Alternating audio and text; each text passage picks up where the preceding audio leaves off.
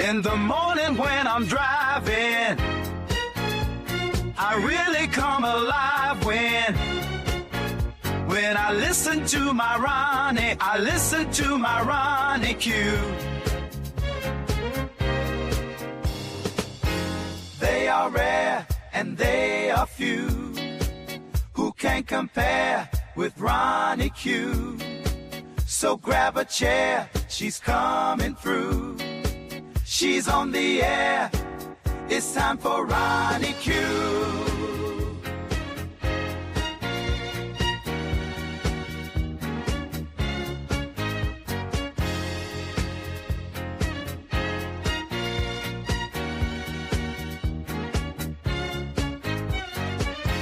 They are rare and they are few who can compare with Ronnie Q.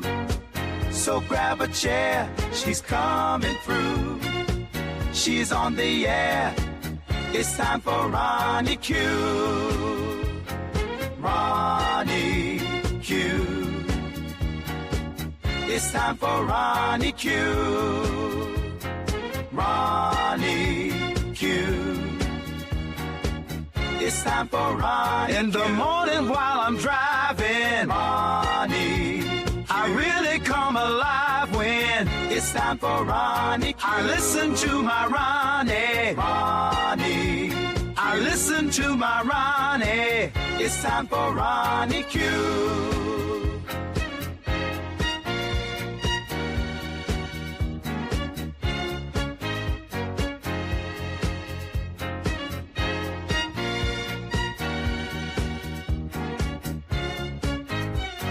Take a seat and go meet Ronnie. Sweet, sweet, sweet, sweet Ronnie. No day complete without my Ronnie. She can't be beat. Sweet, sweet Ronnie.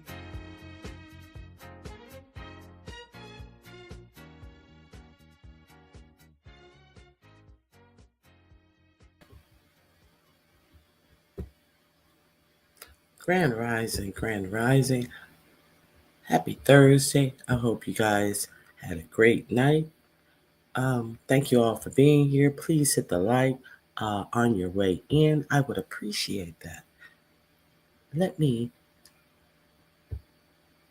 start my goals. My goals are always, if you've learned something that you didn't know that you may find helpful, you can help me with my goals.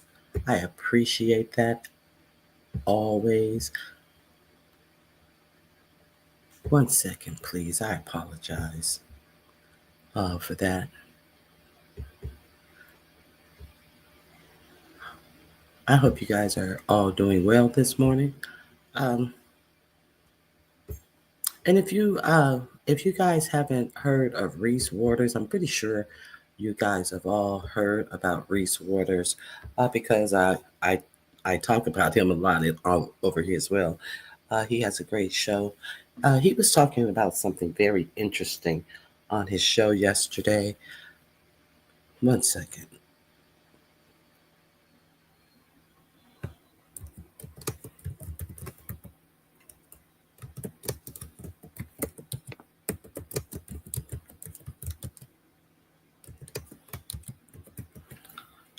He was talking about the elimination of in the military. He was talking about the elimination of all the black male and female accomplishments. Also, the elimination of all the women in the military accomplishment, either black or white. Hey, viewers of you, Grand Rising, thumbs up and sharing. I appreciate that, viewers of you. Good to see you this morning. And he went through a whole list of different black excellence in the military that has totally been wiped out under this alleged white supremacist Hegseth and 4547. And I I'm just going to recommend that you guys go over there and check him out. It's Even though it's disappointing, it's very interesting. Now, I didn't even know that Medgar Evers was in the service, and so he's one of the people that they have taken out. I told you guys that a couple of days ago about Jackie Robinson being taken out of the military recognition at the Pentagon. I didn't know he was in the service either, but up until the point that they are even taking out the people, the blacks, the women who were buried at Arlington National Cemetery. I mean, so okay, you there's only one way to look at this that for me. It appears as if they're trying to recreate the history of the United States and act as if black people had nothing to do with the advancement of the United States, when we all know that black people, the United States was built on and by black people. But to the point that these men are so insecure and so happy to try to take away our greatness, but they can't take away our greatness. But trying to, it seems like they're, you know, how they said Hitler was into eugenics. This seems like to me, it seems like a practice in eugenics, like the young kids who grow up, they won't be able to learn real history. I'm sure the old history will be obsolete, and to the point that you are taking them out of the computer base, and you're getting error pages saying that the page no longer exists. I mean, it doesn't say anything about the great black people. You can never take away our accomplishment, but you can actually harm the future generation of them thinking that you guys are greater than you are.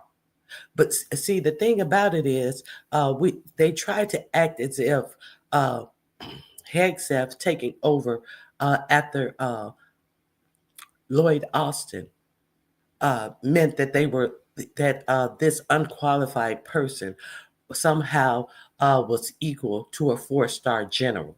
And they tried to make it seem like this unqualified, uh, well, he said he was over his platoon leader was qualified to reassess generals and say that some generals were not up to par, like CQ Brown, and have him fired. See, what's particularly has come back in their face quite quickly is the fact that the only thing that they prove is that he is an unqualified buffoon based upon his activities and his ignorance in the position that they bestowed upon him. And it's not just 45, 47 and himself, it's every elected official that green lighted and okayed his confirmation and voted for him, knowing that this was an unqualified individual that they were putting in that seat. So I want to talk about that. Hey, Madison, Grand Rising. Okay, I let me do one more thing real quick. Excuse me, I apologize. I need to load load up one more thing. I'm not loading up on gummies like a view as a view was yesterday. Hey, view, just kidding with you. Okay, you guys know I like to share things with you. I want to talk about Are we going back to poll taxes? I want to know also, did you guys hear uh, about the changes 45, 47 has made to the voting rights?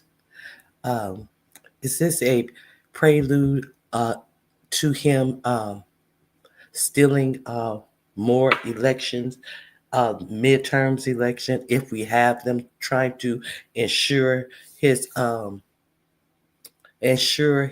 Congress, the Congress and Senate is still swung his way, or is this his attempt? Well, we know it's always an attempt to disenfranchise the black vote, or is this an attempt for him to totally shut down any elections and stay in office? So we're going to talk about that too. Okay, I have my information pulled up. Let me share this with you guys. I missed some comments. I apologize. Oh, it's just you two speaking. Hater. Yeah, I'm gonna drop my link in. If anybody want to come up and add anything to any of the stuff that I'm talking about, you're more than welcome.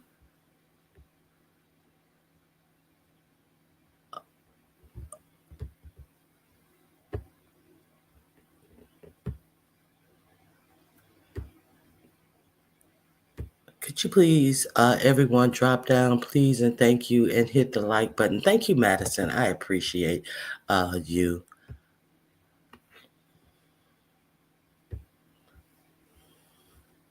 So I just want to play a little bit of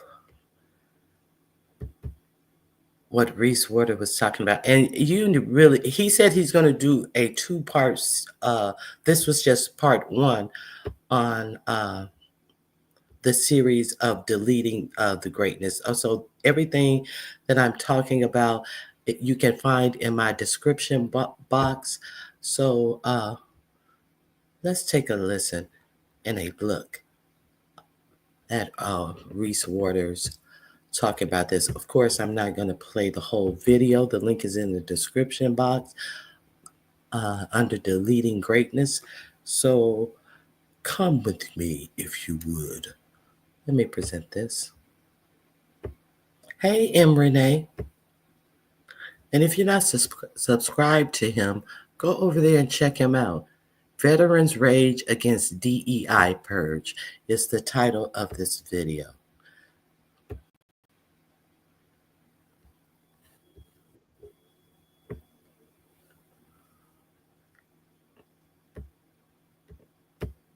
Hey, View. A view is that you? Yes, it's me. And the best part of waking up is having edibles in your cup. Okay. Okay. Good morning. Go ahead, girl. Go ahead. Grand Rising. Grand Rising. Hey, M. Renee, Shy Girl, and Red Wing Hockeys. Let's take a look. We're just going to see a little bit of this. I hope you guys go over there and check this out. He does really good content, and he is or was a comedian. So there's it's entertaining. That I'll put it that way. Okay. Now, would it seem like a mistake that the Jackie Robinson article was deleted if I told you they also deleted the article telling the story of the highest ranking Black Medal of Honor recipient in our country's history?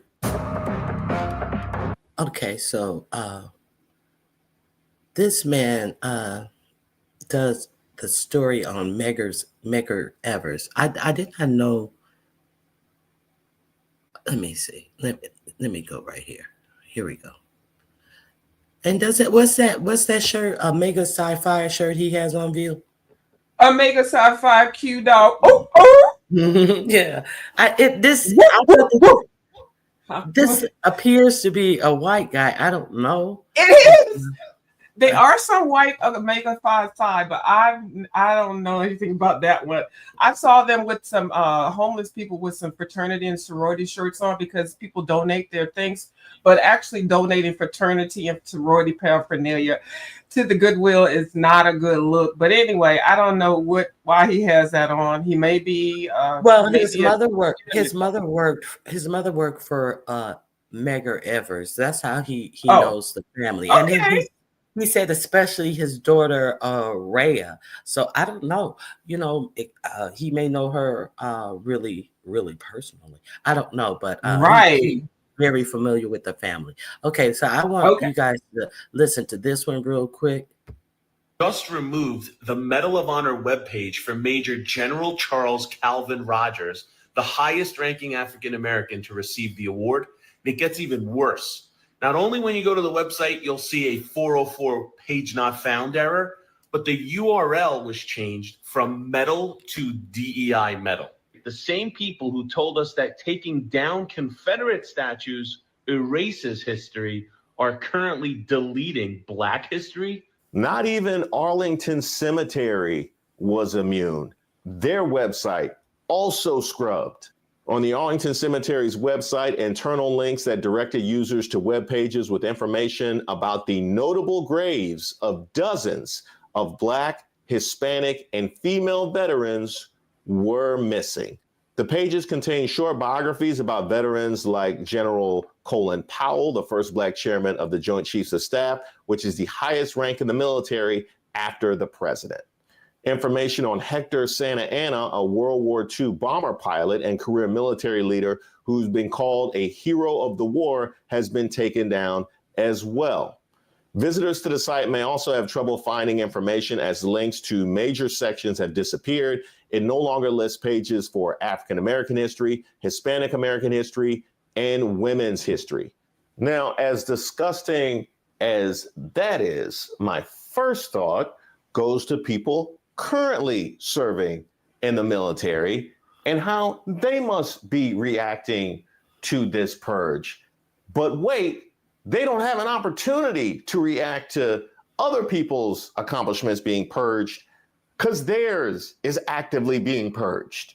Quote, this morning I discovered the U.S. CENTCOM story about my journey reaching 1,000 combat hours, and the F-15E was removed during a recent purge of DEI history, said retired Lieutenant Colonel Jennifer Cannon, a former F-15E Strike Eagle weapons systems officer, in a LinkedIn post on March 8th. Interestingly, my story didn't focus on DEI. It was about dedication, teamwork, and supporting our ground troops.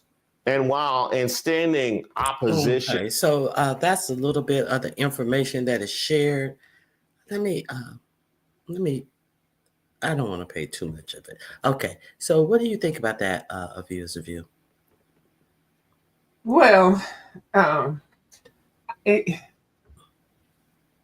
this whole thing, you have to look at the grand picture of this whole thing, and every day it is something new, Miss Ronnie Q, and it's a lot of stuff to absorb at the same time.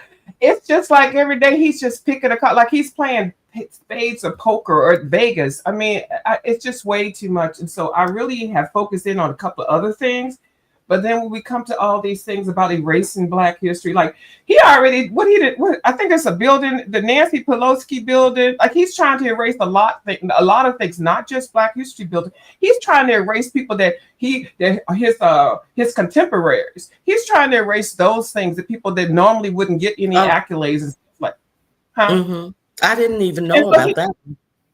Yeah, he's trying to take the name down or something. He's doing way too much. So he's trying to destroy America, break it down. Like he's really playing Monopoly.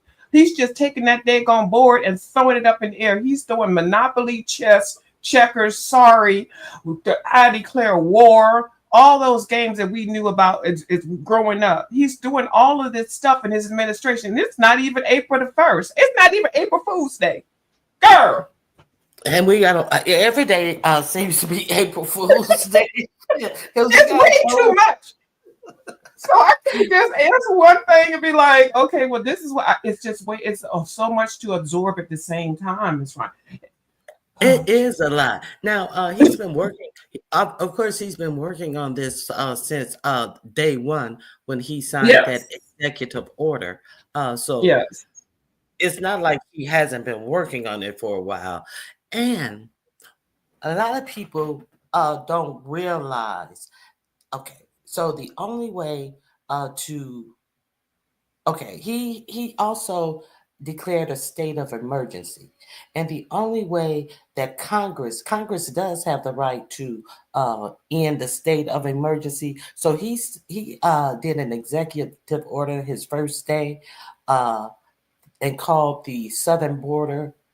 He put the southern border as a state of emergency, and he told JD Vance, Hegseth, and that the chick who was in the hearings, what is her name? Who's over the national intelligence, who's not intelligent at all, it's Gabby, whatever. Yeah, he told them to get back to him by April 20th to see if he needs to enact the Aliens Enemy Act. No, is it the Insurrection Act?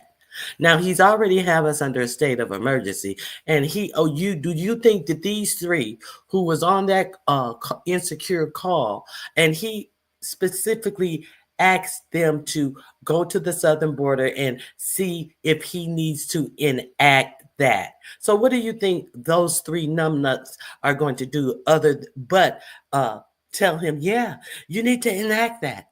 So that will give him the ability to put our own military on the ground in America.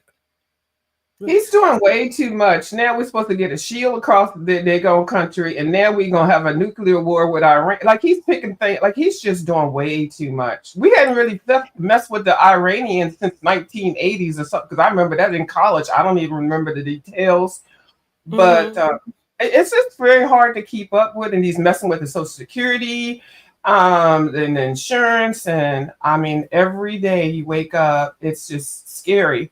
So I greatly appreciate you for bringing this information to us. And I know some people are like, well, Ronnie Q don't have this and that. No, she's bringing information that we all need to know. And if you don't have to sit and listen to everything, check her what she says and check, because it's going to affect you at some point. Whatever Trump is doing now, it's going to hit you at some point, or your family.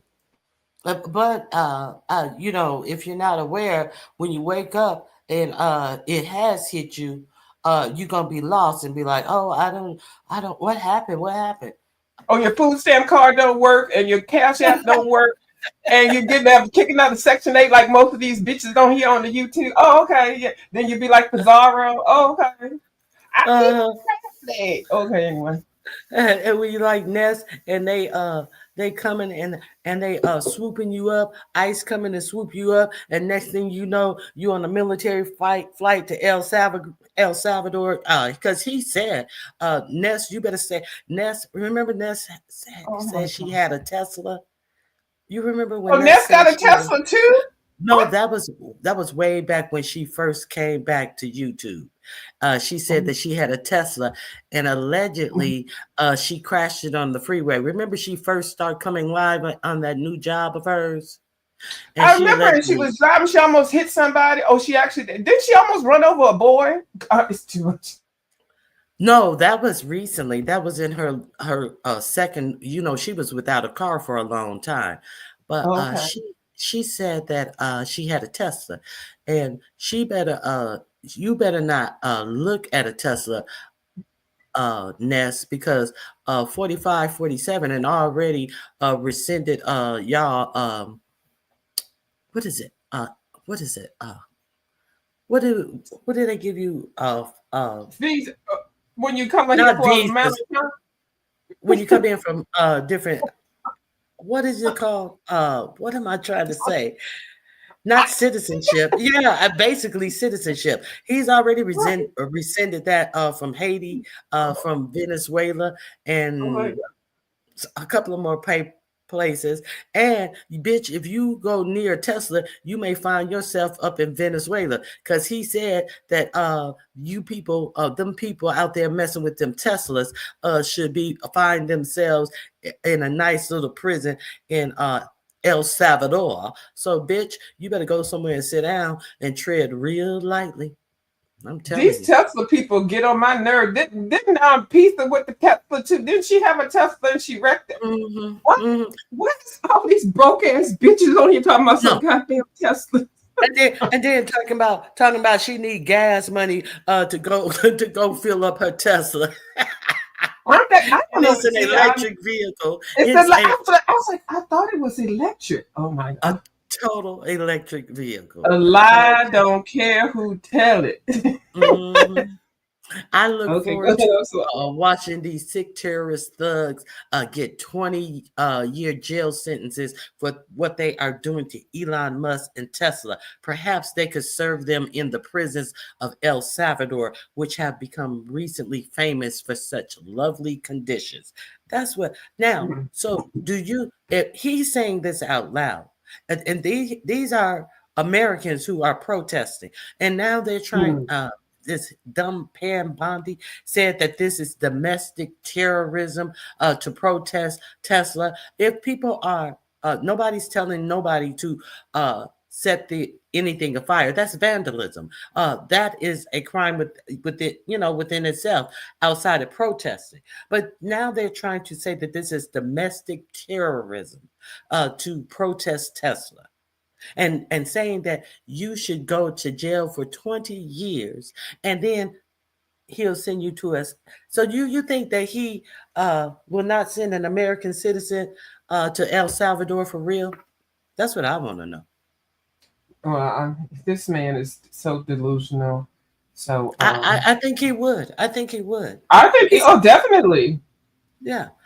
Now, did you hear about they picked up another female this time, and ICE came and picked her up. She's I think she was in the PhD program at Tufts. Have you heard of this college? Tufts. Oh yeah, no, Tufts Institute, Tufts University. Yes, that's very Is it in prestigious. Boston or Massachusetts? I think it's in. This is in northeast. I don't know which. Yeah, I think very prestigious.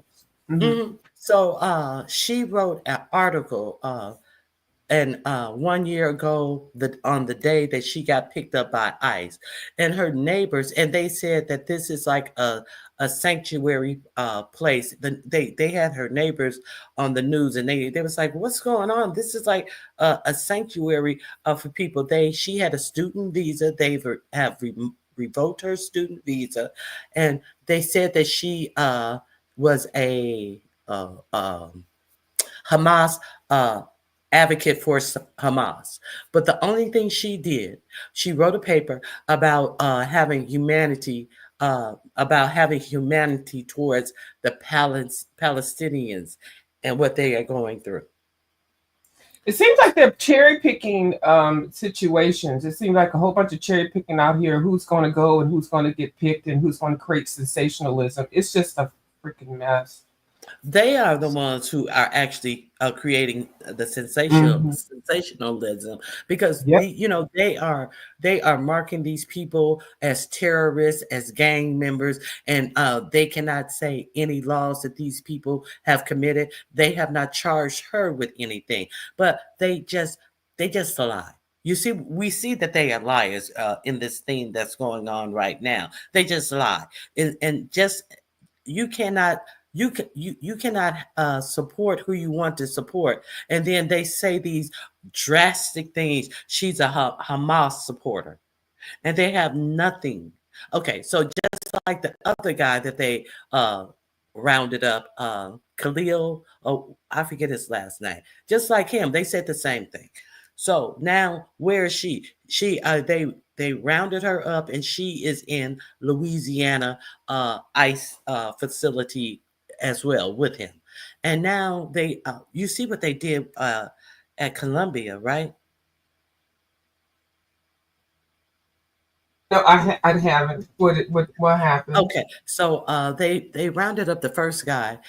He was in the PhD program at Columbia, and then they told Columbia they would not give them $400 million in government money unless they um, unless they put Black studies, uh, Pacific Asian Oh, studies, and one other mhm. study, put it under some type of provost or something and monitor it. They can't, they agreed to not allow students to wear masks. And Columbia went with it and said, okay, we'll do it.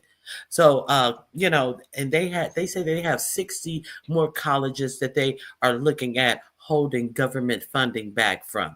And that Tusk College said that they're not going to do it. It was protests and everything yesterday behind It's this. gonna be a mess.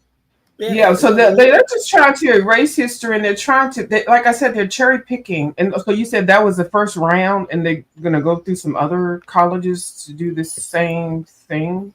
yeah, 60 colleges. Oh my goodness. Yeah, Well, it so started with the rich ones. That's where the funding is. Yeah. So okay. mhm. It's a So planned event. And so he's got all these people that are little robots, little minions, and they are hitting all these different sectors and areas and issues and things. So all of it is coming in a wave, and it's all going to be a bunch of fool-la-la. Now, did somebody leak a daggone email about how they're going to attack somebody in a nuclear thing? Now, I just happened to see that run across some screen or something I was looking at. And now they're saying that email wasn't supposed to be released. This is like really serious how strategically they're going to do this war situation. It got leaked out in some email or text no, message or no, what was it?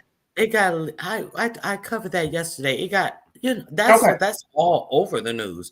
Hegseth, Tulsi Mhm. Gabbard, the CIA chair, um, JD Vance, a whole lot of his Stephen Miller, that old white woman who is his chief of staff. They were all on a unsecure text thread that Signal. It the best feature that they offer on Signal is that you can delete all the messages.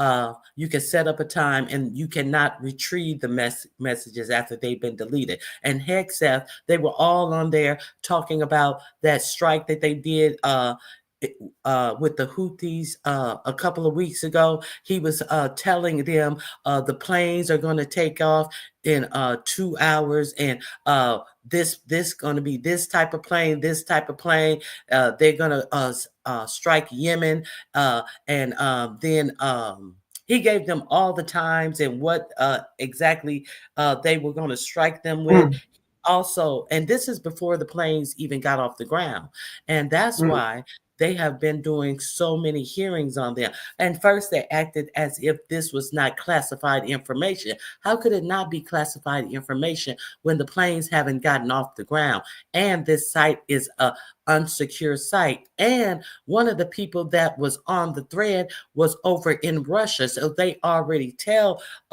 them that when you're in Russia, just do not use your phone except that they have access your phone information. So you know who else they invited into the thread was the mm, editor of the Atlantic, a whole editor, a reporter.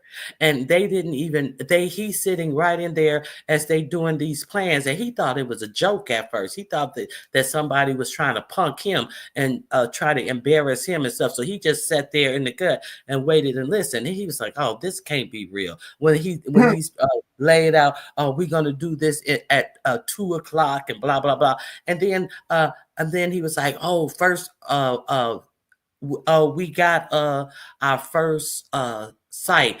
He just went in his girlfriend's house, and now the house is in rubble." And they had all of this on the thread. So now, and the thing about it is, these Houthis, they have anti-aircraft missiles. So if you're saying this 2 hours before the strike, they could have set up those anti-aircraft missiles waiting on them. And yeah, it's a whole mess. Now, and they try to pretend like he didn't do anything wrong. Girl, it's a mess.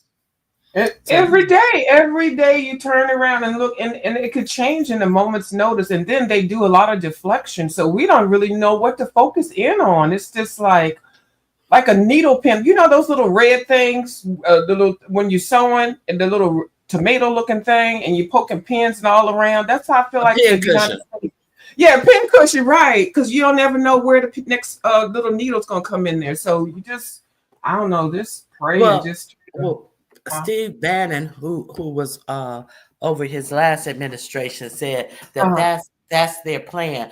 Throw everything on the field, and have people looking at this, that, and the other while you sneaking in some real scandalous shit. So everything's been thrown on the field now, but people are ignoring him signing an executive order about these voting rights. Oh, this is what I wanted to say. The only way that they can rescind a executive order is that the Congress have to rescind it. But in that last spending bill that Chuck Schumer crossed the aisle to sign, one of the things, it's not a continuing resolution. A continuing resolution means we're going to go on the budget that we have and continue it for a couple of months or something. No, they changed things in there. They changed a whole lot of funding and all of that. So they're calling it a continuing resolution. But they also put in that spending bill, that continuing resolution, that Congress will not be able to override any of his executive orders. And they signed that. So all of his executive orders was put in there like Congress, the only people who have the right to override them, cannot override them. See, but they're not touting this type of stuff. This type of shit is very important shit. Yeah, deflection, and that's the perfect class book and Webster Dictionary version of it. Yeah, but so I typed something in the chat telling you what I had to do, but I'm still gonna be listening. I saw you. Okay, all right. I'm gonna be right back though. Okay, all right. Okay. All right. Okay. Thanks for viewers of you for coming up. Hey, Jill's Comfort Zone. Hey, Miss LA. Hey, Coconut Butter. Shy Girl, did I speak? Hey, Bernice. Hey, T. Evans. Hey, Ray Black. Hey, Big Set. Peace and multiple blessings to you as well. Hey, Tay Bay Forever. Did I speak to Ray Black? I think I spoke to Ray Black. So, yeah, it's a lot going on. Hey, Detached Myself. Thank you for being here. Thank you all for being here. Yes, I think I have everyone. If I didn't speak, yeah, I think I have everyone. Hey, Barry Carey, let me see what you guys saying. See, all this upset me greatly because all of this was in Project 2025 and people still voted for him, even the Palestinian people and the veterans. It's insanity. Yes, it is in fact insanity. Cuba is also the people who he has taken back their ability to stay in the country under a law that Biden has. So he has taken back this the ability for over 530,000 people to be able to stay in the United States from Cuba, Venezuela, Haiti, and I can't remember. It's 4 countries. So now 42% of Cubans voted for him. And then they crying about, oh, we didn't know, we didn't know he was going to do it to us. But you felt it was okay for him to do it to other people. You felt that it was okay if he was doing it to the people, the Venezuelans, that's come through the southern border, Mexicans. You thought it was okay to do it to them. Yeah, so much. 60% of veterans voted for him. These people are crazy, and they voted for their own demise. And now the veterans are also up in arms because he's firing. I didn't think he was going to do that. They told you that they were going to do that. They told you that they were going to cut veterans. I'm not veterans. The bureaucrats. I guess they didn't know that they meant they were going to cut people who are working government workers. And who hire more veterans? The government. More retired veterans work for the government. So how did they not think that he was going to do that to them? He said he was going to do it to you. So that it is what it is. The United States government is the highest employer of veterans. And now they're talking about cutting, is it 83 or 63,000 veteran jobs? I think it's 83,000 veteran jobs in the VA, in the not the administration, the civil servants who work in different government entities, for different government entities. Just 68,000 aiming at veterans. So it's a mess. Excuse me. Okay, let me see what you guys are talking about. Yes, these people are crazy and voted for their own demise. Okay. Grand Rising Queen Diva. Yes, I do not feel bad for these people. They thought DEI was black people. And DEI is also cover disabled people. Hey, Black Pearl.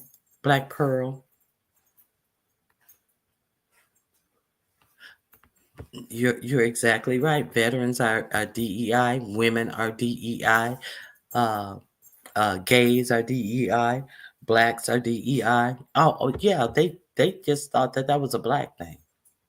But yeah, so a lot of people are up in arms. But the thing about it also, have you guys heard about these elections that are going on this year?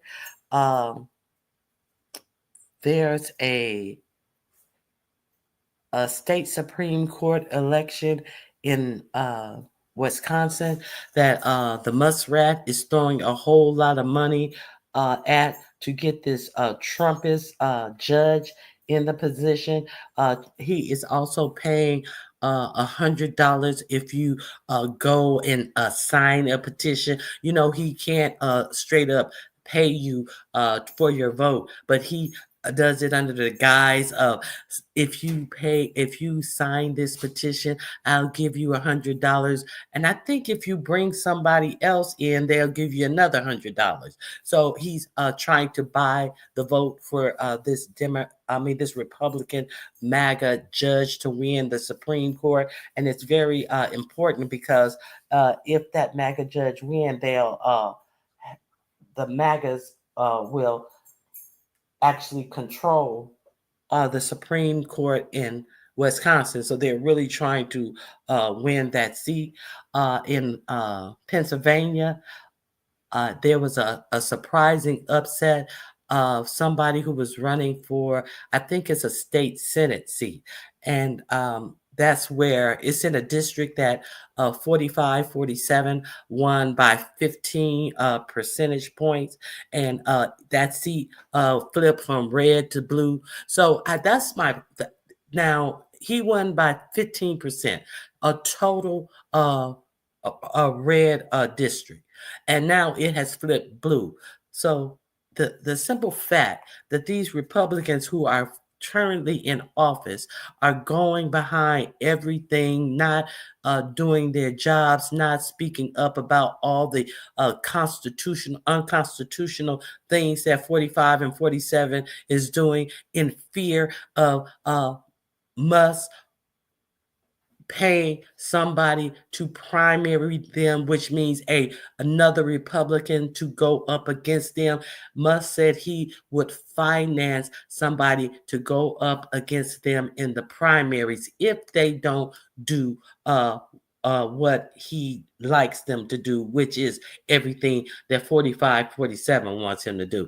But see, that's a no-win situation. But see, because the people are not, if you're not primary, the people still are not going to vote for you, because these Republicans sitting on their ass, thinking that, well, I'm gonna have a sure win because nobody in my own party is gonna primary me and be financed by Elon Musk. Yeah, but your voters are going to be repulsed by you and vote for a Democrat. See, I don't see why they can't. This is something very easy to see.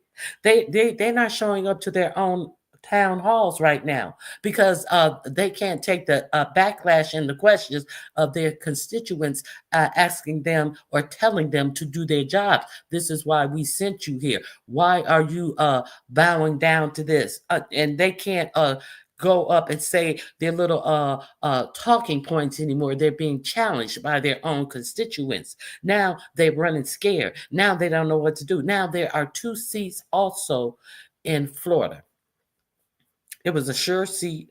The Republican, I'm going to play. Let me play this video about the seats in Florida.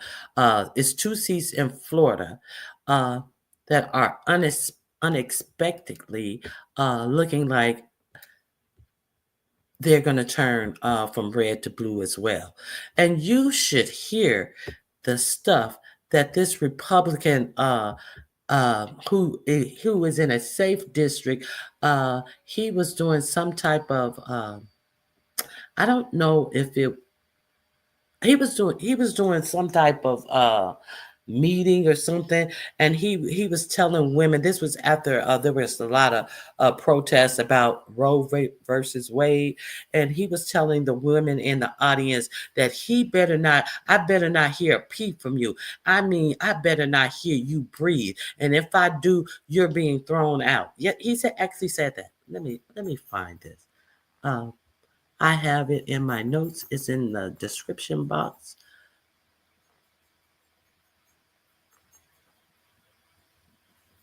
Hold on one second.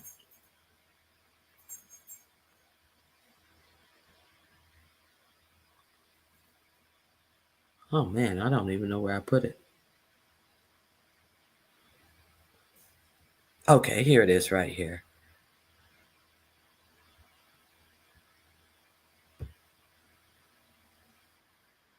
Let me get past this commercial.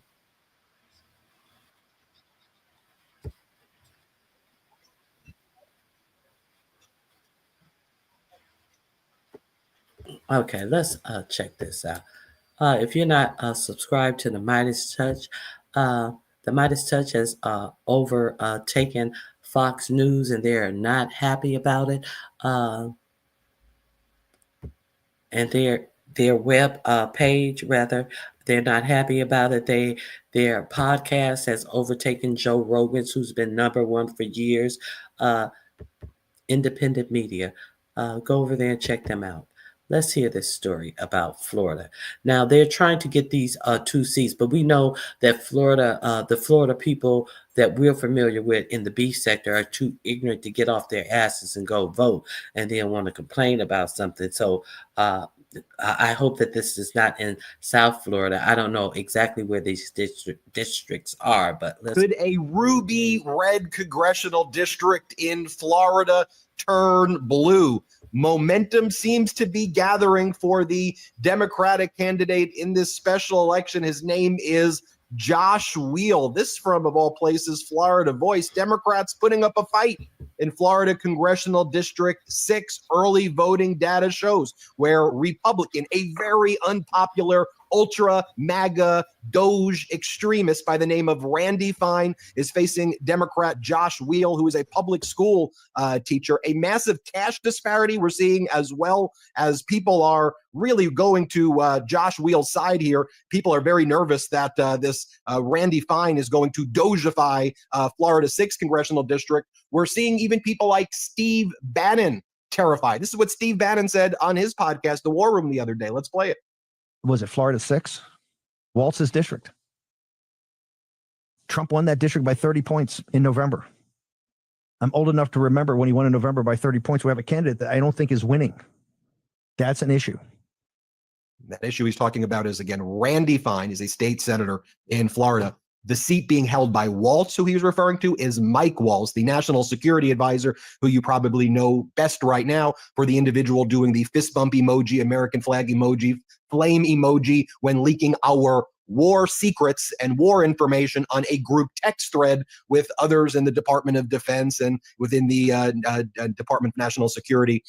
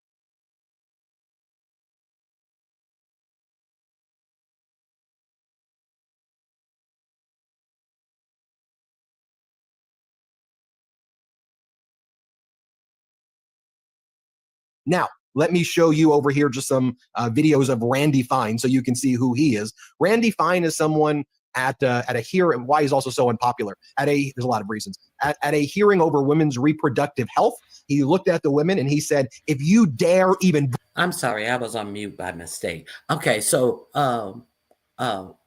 this district was previously the district of the guy who started the thread that Pete said, Hegseth, and what's her name?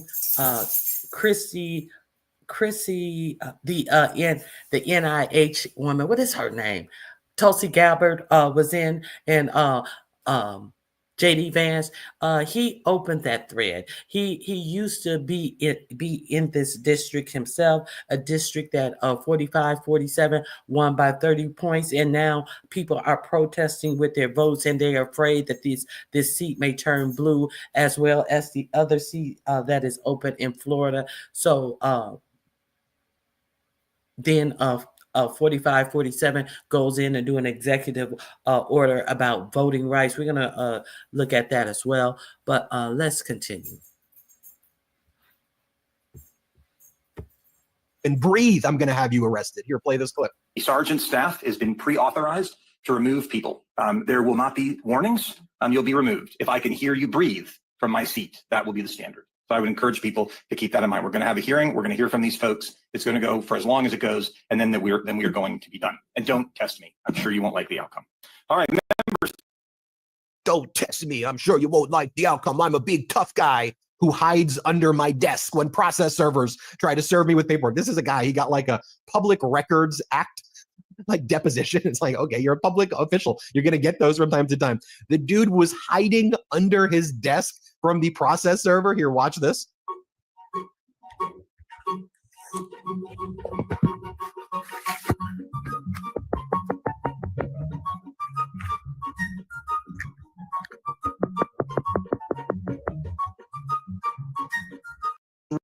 Have you seen this? It's absolutely insane.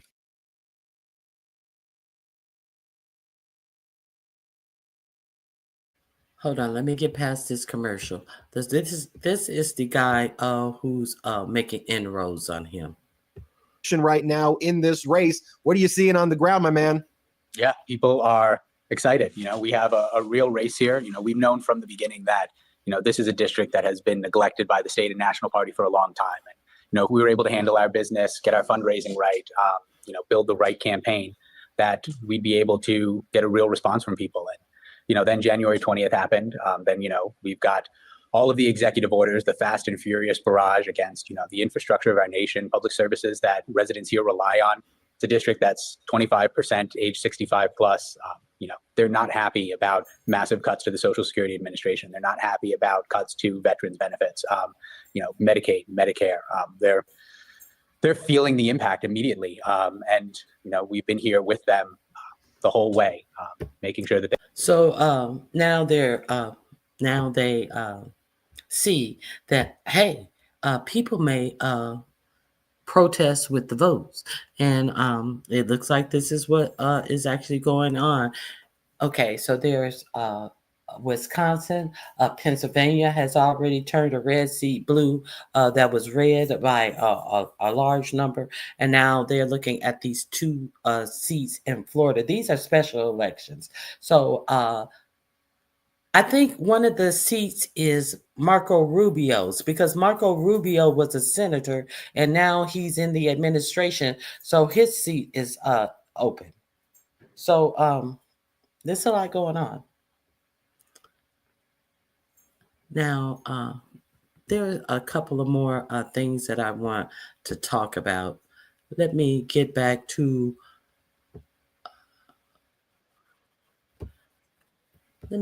Queen Diva. Thank you for for helping me reach my goals. If you guys hear something new, hey Storylines, how are you doing? If you guys hear something that you didn't know, you can help me reach my goals. My goals are only to help you guys hear something that you may not have heard. So those are my only goals. So let me see what this is.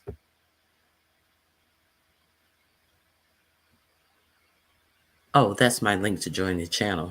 I don't want that. I don't want that. But you guys can have that. Okay. So let's see what else we're going to talk about today. I already deleted poll tax. Are we going to go back to the poll tax era? Is this what we're going to go back to? Remember, it was a hard fight for Black people to actually get the votes. So now they're trying to make it harder for us to vote once again via these executive orders. Hey, Room Shaker. So we cannot take our vote for granted, because they are doing a whole lot to make it difficult for us to vote. So let me share this with you. The actual ramifications. And this is from a legal standpoint about the executive order that 4547 has enacted. I think it's at 52 minutes. Yeah, it's at 52 something. Okay, here we go.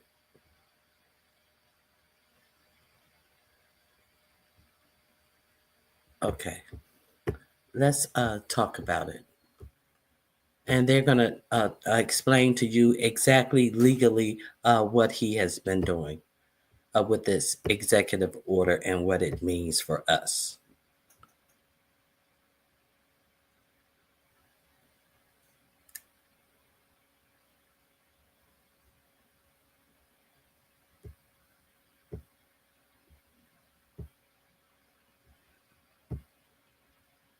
I apologize.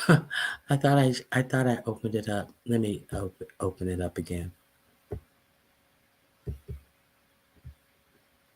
1 second. It's not going to take but a second.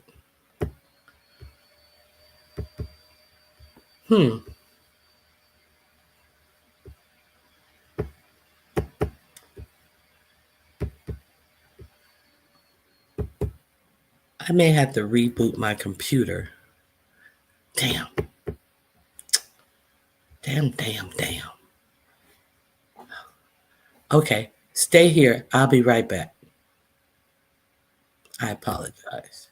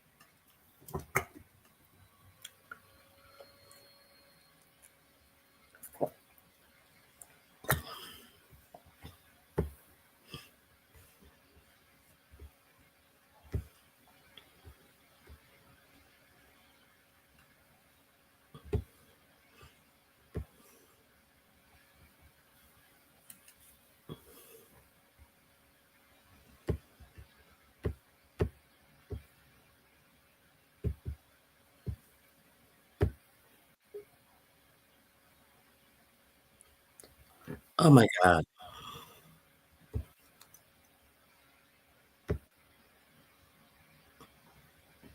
They're screwing me.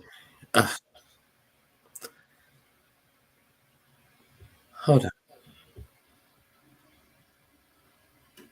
Let me kick this one from the studio.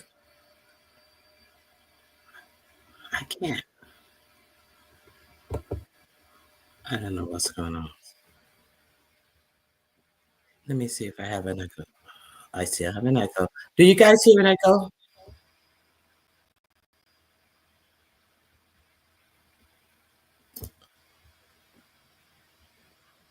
I'll be right back.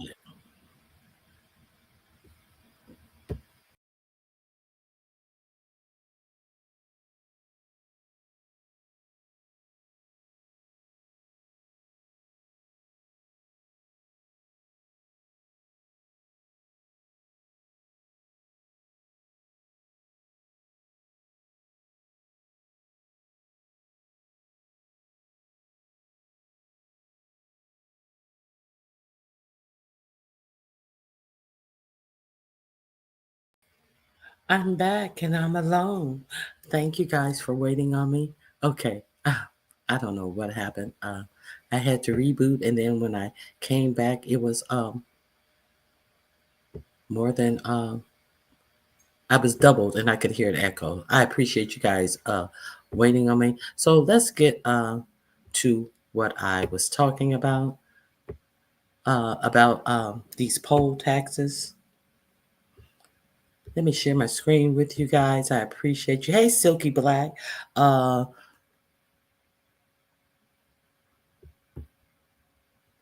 appreciate your support, Silky Black. Roland Martin has a good Trump broadcast too, Ronnie. You should check it out. Yes, I do watch him. Hey, Foot Soldier, Grand Rising, how are you? Yeah, Roland Martin. I think it was yesterday. I forget what he was talking about, but he had a good topic yesterday as well. Um, I don't. I don't usually pull from his videos. I try to stay with people who I can share who may not block me.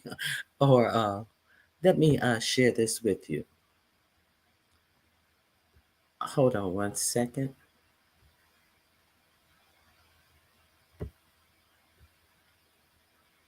Okay, here we go.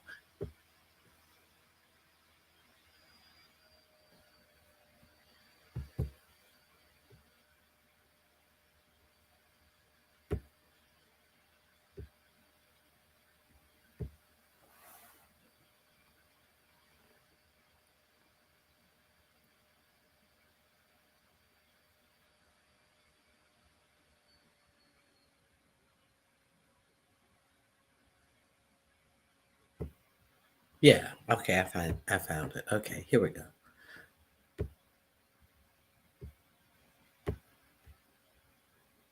On Legal AF, the midweek edition, of course. Karen, but tell our audience about what Trump just tried to do or is trying to do by executive order on voting. And then we'll talk about what I'm sure the states are going to do in response. Yeah, so another executive order. Trump really loves these executive orders. This one's called Preserving and Protecting the Integrity of American Elections. And boy, is this one a doozy. This one rolls back, 20 years of voting rights and everything that people have been fighting for so long. This is a Republican's wet dream, excuse my, grossness, but it's absolutely unbelievable what they put in here. And it's quite well written in the sense that clearly they must have some good lawyers working on their team because they're trying to make it as bulletproof as possible. Now, let me explain why I say that. What's the difference between an executive order and a law? And when can a president issue an executive order? And it's really pretty fairly simple. Okay, the only place or the only people who are empowered to make laws are Congress, right? They pass statutes and either the president signs it or if they veto it, Congress has to override that statute. But what an executive order can do is a president can essentially interpret a law through an executive order, but they can't make new law except for a few very, very small, narrow circumstances, but they essentially can't make new law. So what they did here is they cited to all the laws that they claim they are interpreting. And it comes from the president's Article 2 constitutional power that vests in the president the executive power to take care that the laws be faithfully executed. And that is it's justified that they can make these executive orders. And they essentially shoehorn it within that part of the Constitution. So that's what an executive order is. And so I say that because that's how this was written. This is literally it's saying, okay, there's this law, this is how we're going to interpret it. This law, this is how we're going to interpret it. And, he starts by citing India and Brazil, who rely on biometric data, saying, we rely, however, on self-attestation for citizenship. And Germany and Canada require paper ballots counted in public by local officials. Remember, that's what they tried to do in certain states where they thought that there was going to be close calls. They wanted to slow the process and make them count by and large, who are the people in the states who are doing election-related things. It's mostly Republicans because the vast majority of states' legislatures are controlled by Republicans in this country. They also cited to Denmark and Sweden that limits mail-in voting to those unable to vote in person. And you don't count late arriving votes regardless of the postmark. It's all the things they complained about in the election until, of course, Trump won. And then suddenly this was the fairest, most secure, best election ever.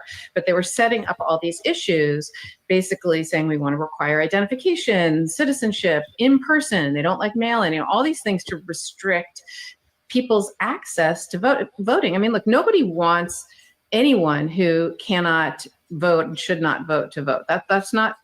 I don't think any legitimate person is advocating for that. Nobody should be able to vote who isn't a legally legitimate voter. But really what happens here is this is voter suppression. This is voter intimidation. This is requiring people to go over and above to get certain documents that they might not have. It's to disenfranchise people who might be on the margins of society, right? So it's basically you need an identification, and you need a certain type of identification, like a passport or a real ID, the ones that you have. They're very, very prescriptive about what kind of identification you have to have. What if you don't have an ID? What if you lost your ID? What if you're somebody who can't drive and, like somebody who might have special needs, and can't drive? Why shouldn't they be able to? I'll give you a real life example. Okay. My mother is in a wheelchair, for those that don't know. Okay, so let me go forward a little bit. Yeah, I think that's it. One of the things that they are saying that they are not going to allow ballots that come in after the election. They don't care mail-in ballots.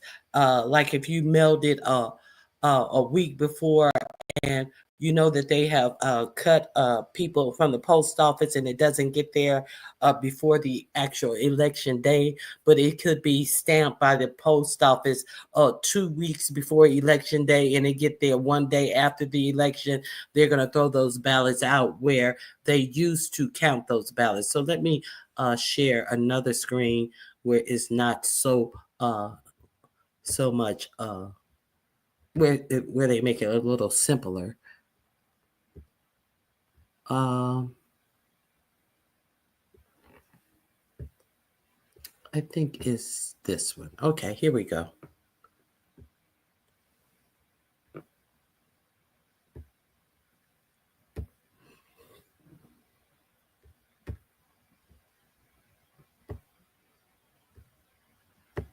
And like Christine mentioned, another part of the executive order impacts absentee and mail-in ballots. During the COVID pandemic, as everything shut down to stop the spread of the virus, the Nevada legislature voted to send mail-in ballots to every active registered voter in the state. And those mail ballots could be postmarked by Election Day and received up to 4 days later. In 2021, a bill passed, that would make those rules permanent. And now President Trump's executive order would take away Nevada's ability to count ballots received after Election Day. Sure to be challenged in court because it has been up to the states to decide how to run elections. But News 3's Tiffany Lane is live now to explain the potential impact on Nevadans. Yeah, Marie and Jim, essentially voters would have to mail those ballots out sooner, or they'd have to drop them off sooner. Now, I want to give you an idea of how many people this could potentially impact. Now, we're looking at the 2024 presidential election. The Secretary of State's office provided me stats from that, specifically for Clark County. 451,000 votes were counted in that election for Clark County, and just over 2% of those were votes that were counted, ballots that came in just after Election Day that were postmarked before Election Day. So that's the impact we saw over the last few months. But when you're talking about this executive order here in Nevada, a lot of lawmakers and organizations are divided. Nevada Speaker of the House Steve Yeager responding to President Trump's executive order on federal elections in a statement saying in part, quote, "The legislature will not consider any of the demands the president made in his order because Nevada's elections are the responsibility of Nevadans, their representatives, and their hardworking election workers. I urge Governor Lombardo to affirm that Nevada's elections won't be held hostage to Donald Trump's threats." The ACLU of Nevada also responding. So what you see here is an administration that is continuing their agenda of trying to continue spreading misinformation about voter fraud. And now that we have the president in the position that he is in, weaponizing the federal government to now do what they couldn't do in courts. But Republican Nevada Assemblywoman Danielle Gallant believes the move could boost voter confidence. Even though there was no proof of widespread election fraud in the 2020 election, over 70% of Americans believe something funny went down and they don't trust our election process. And so this is a step towards gaining the trust of the public back into our election process. She says the way the system is set up, voters still have enough time to cast their votes. In Nevada, you can early vote up to 2 weeks prior to Election Day. There are sites all over the state where you can do it in person. Everybody gets a universal mail-in ballot, and so you can either mail it in or you can drop it off at the ballot locations. The Nevada State Director for All Voting is Local, Carrie Dermick, however, is worried the impact the executive order can have on the curing process as well, since that's allowed up to 6 days after Election Day. Basically, whatever county you live in will reach out to you and say, hey, you didn't sign your ballot or it didn't match, and you go through that process, and then your ballot is counted. This would completely erase that process. Dermick says any changes could also have financial implications. We would have to come together as a state and completely change the way we're implementing our elections, which would be very expensive and costly to the taxpayer. Now, Nevada Attorney General Aaron Ford's office tells me it is evaluating potential legal options. And then Cisco Aguilar, our Secretary of State, his office similarly says that it is working with counsel to research their options and, quote, access to the ballot box is how our citizens hold our government accountable. We will continue to follow this developing story. I have also reached out to Governor Lombardo's office for comment, and I'm waiting to hear back. We'll have more of those updates throughout the week. Reporting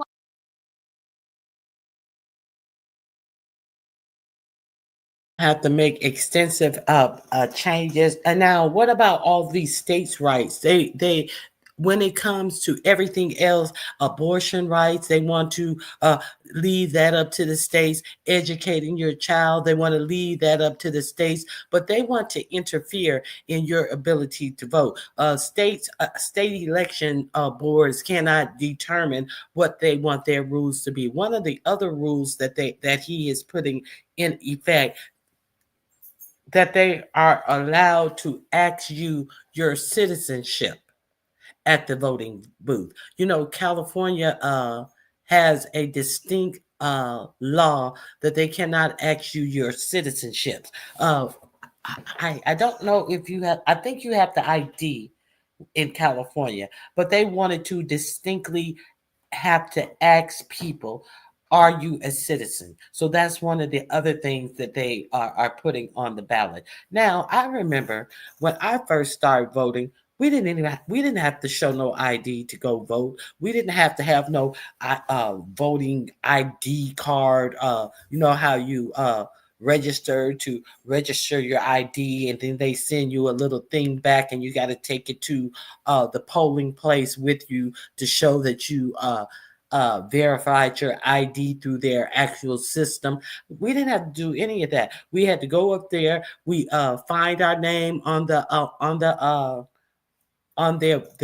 voting roster, sign our signature, and go in there and vote. And see all of this stuff. People who don't have IDs, people who are in college who can't vote in the state that they go to college in. They can't use their school ID. All of this type of stuff to make it difficult for you to vote. So I just wanted to share with you. Now they're also saying that they may have to have passports to vote. So now we're going to get back to this Pete Hegseth thing. So, they were trying to say that all of this stuff that they were saying was not confidential information. They actually, I think that Tulsi Gilbert's woman, they asked her, did they give any positioning of the airplanes and say where the airplanes were taking off from or anything like that? And she's, not to my knowledge. They start using this vague language, not to my knowledge, not that I can remember. But so then the newspaper editor who they invited on the Insecure app that they were using to give detailed confidential information about this impending strike, he did not give the detailed information of what exactly was said in his first article. So he allowed them, and I said, well, he should have put the stuff in the stuff that was said in his article, because the strike is over. He's not endangering any lives. But I understand he gave them a chance to own up to what they did. And what they did was they came out and tried to drag him and tried to drag his paper or website where he printed stuff on, and called him all types of names and uncredited and all of this type of stuff. So let's see if he's credible now. Yesterday he put out let me show you some. I think I got some of the screenshots of the messages. Yesterday he came out and he actually put out the thread of the text and the things that they were saying on the text. I hope I loaded those up. I didn't load them up. I have them. So let's listen to it. I put them on my community wall. I know they're definitely on my community wall. So somebody is going to read them out as well.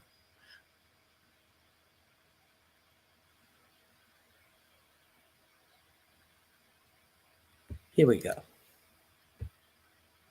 If you guys want to hear exactly what the information that they gave up on an unsecure text thread. Breaking news in the brief. Using it because this is a app that is, and they have now that there's an actual lawsuit from a group that was wondering why they weren't getting any hits on their freedom of informations that they were filing, while they were filing freedom of FOIA requests, Freedom of Information Act requests.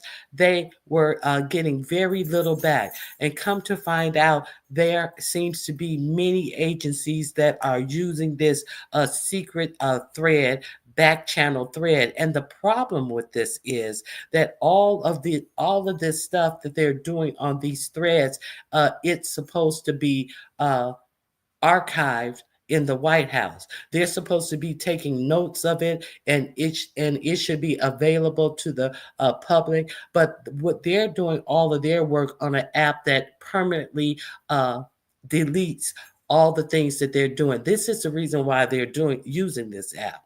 Okay, so let's be clear. Now you have one of the what's his name? Waltz. He was like, well, they were using it in the Biden administration. He is over the CIA, and he said when I came on, they were using it in the Biden. Of course, they had to bring up Biden. They were using this in the Biden administration. It's called Signal. Signal. The name of the app is Signal,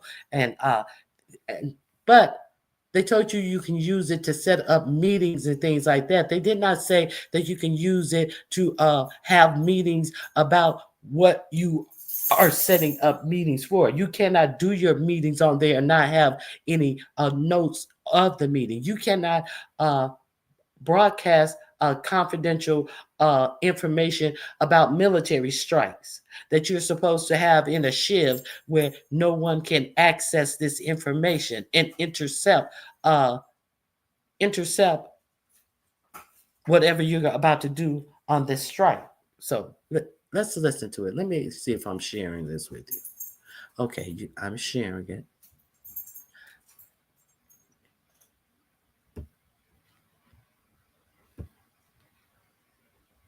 Breach of national security by the Trump administration, and the president now saying his defense secretary had nothing to do with it. This is all in the wake of explosive new signal messages released by The Atlantic's Jeffrey Goldberg in a new article today.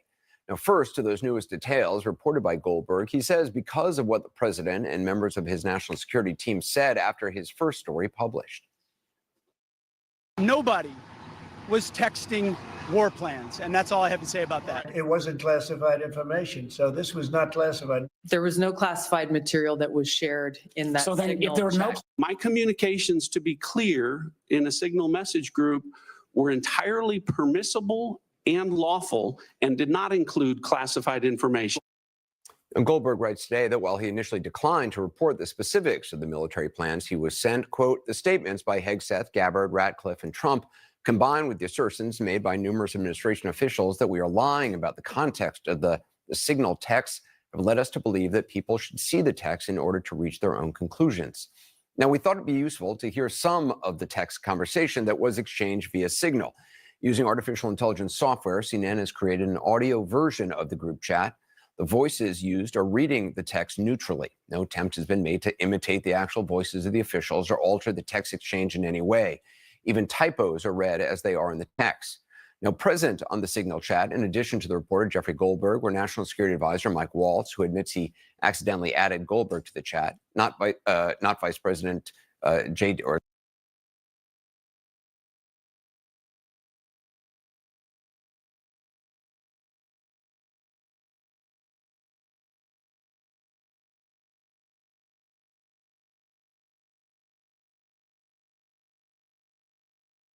Mike Goldberg is the one who created the chat and then invited the reporter, not Mike Goldberg. What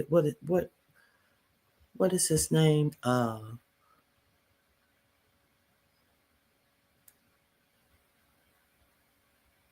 can't remember. Let me see. Who did he say created the thread? Advisor Mike Waltz, who admits he accidentally added Goldberg to the chat. Mike Waltz. He is the National Security Advisor. He created the thread, and he invited the reporter to the thread, and they tried to keep hanging it on the reporter as if he snuck in the thread, and they showed the actual screenshot. He actually showed the screenshot of where Mike Waltz added him to the thread. And then, but that was the first thing they were trying to say. Like he snuck in there, and he was doing something he wasn't supposed to do. And we need to find out how he got on the thread because Mike Waltz put him on the thread. Let's be clear. They were trying to say that the reporter was doing bad things, not acknowledging the shit that they did. Okay, and yesterday I played a hearing. I think it was congressmen. It could have been senators who were giving them questions. Then they had another hearing, and we're going to hear some of the questions. The second hearing, the first hearing is when they were playing like, oh well, no, there was no information, there was no confidential information that was given out. No, it was nothing. I was there. There was nothing. And then the man dropped his receipts of exactly what was said. So they had the second hearing. And then in the second hearing, it was very interesting to hear their answers once they knew he dropped receipts. I'm going to play a portion of that after this. So these are the receipts. Not Vice President J.D. Vance was there. Secretary of State Pete Hegseth with us as well. Secretary of State Marco Rubio, Director of National Intelligence Tulsi Gabbard, CIA Director John Ratcliffe, White House Deputy Chief of Staff Stephen Miller, White House Chief of Staff Susie Wiles, and Middle East Special Envoy Steve Witkoff. Team. Establishing a principals group for coordination on Houthis, particularly for over the next 72 hours. My deputy Alex Wong is pulling together a Tiger team at deputy/agency chief of staff level, following up from the meeting in the sit room this morning for action items, and we'll be sending that out later this evening. Please provide the best staff POC from your team for us to coordinate with over the next couple days and over the weekend. Thanks. Mike Needham for State. Andy Baker for VP. Joe Kent for DNI. Dan Katz for Treasury. Dan Caldwell for DOD. Brian McCormick for NSC. Team. You should have a statement of conclusions with taskings per the President's guidance this morning in your high side inboxes. State and DoD. We developed suggested notification lists for regional allies and partners. Joint Staff is sending this AM a more specific sequence of events in the coming days, and we will work with DoD to ensure COS, OVP, and POTUS are briefed. Team, I am out for the day doing an economic event in Michigan, but I think we are making a mistake. 3% of U.S. trade runs through the Suez. 40% of European trade does. There is a real risk that the public doesn't understand this, or why it's necessary. The strongest reason to do this is, as POTUS said, to send a message. But I am not sure the president is aware how inconsistent this is with his message on Europe right now. There's a further risk that we see a moderate to severe spike in oil prices. I am willing to support the consensus of the team and keep these concerns to myself. But there is a strong argument for delaying this a month, doing the messaging work on why this matters, seeing where the economy is, etc. There is nothing time-sensitive driving the timeline. We'll have the exact same options in a month. The Israelis will likely take strikes and therefore ask us for more support to replenish whatever they use against the Houthis. But that's a minor factor. I will send you the unclassed data we pulled on BAM ship.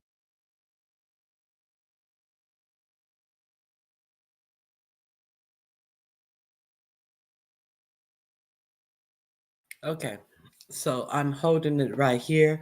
I did not know that this person was actually on the call. Joe Kent. Joe Kent is a far right-wing MAGA person who has ties to had a protection from the Proud Boys when he was running for his seat. Ads about him was that he had links to white supremacist groups.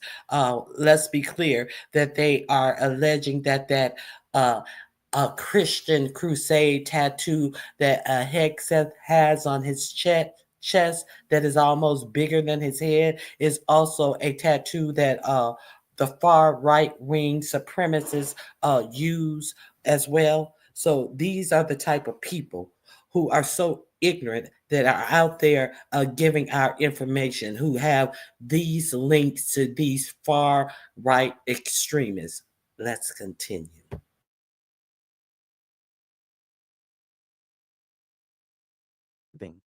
From CIA perspective, we are mobilizing assets to support now, but a delay would not negatively impact us.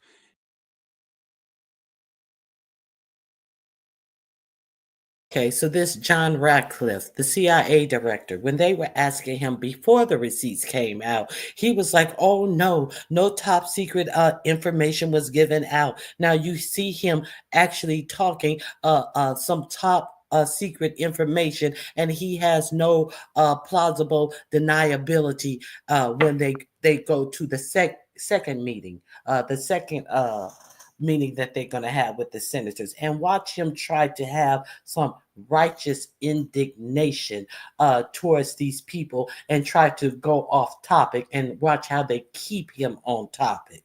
Let's continue.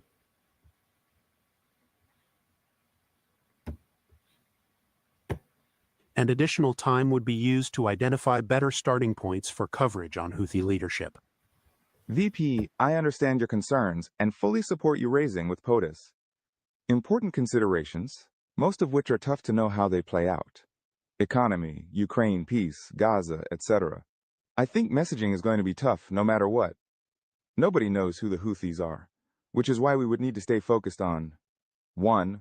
Biden failed, and 2. Iran funded. Waiting a few weeks or a month does not fundamentally change the calculus.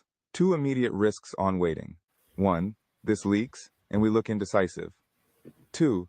Israel takes an action first, or Gaza ceasefire falls apart, and we don't get to start. So let's be clear. The Houthis are upset with Gaza for what they're doing in Palestine. Now, they were on a ceasefire during this period of time. That's why he was like, we have to get our messaging together. One, that Biden failed, and two, what was the number 2? Let me, wait a minute. What was the number 2?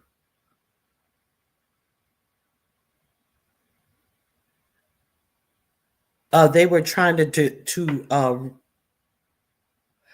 restore freedom of navigation, and because Biden had failed, and so understand they trying to get their story together prior to them doing this. Now they were on a ceasefire with the Palestinian.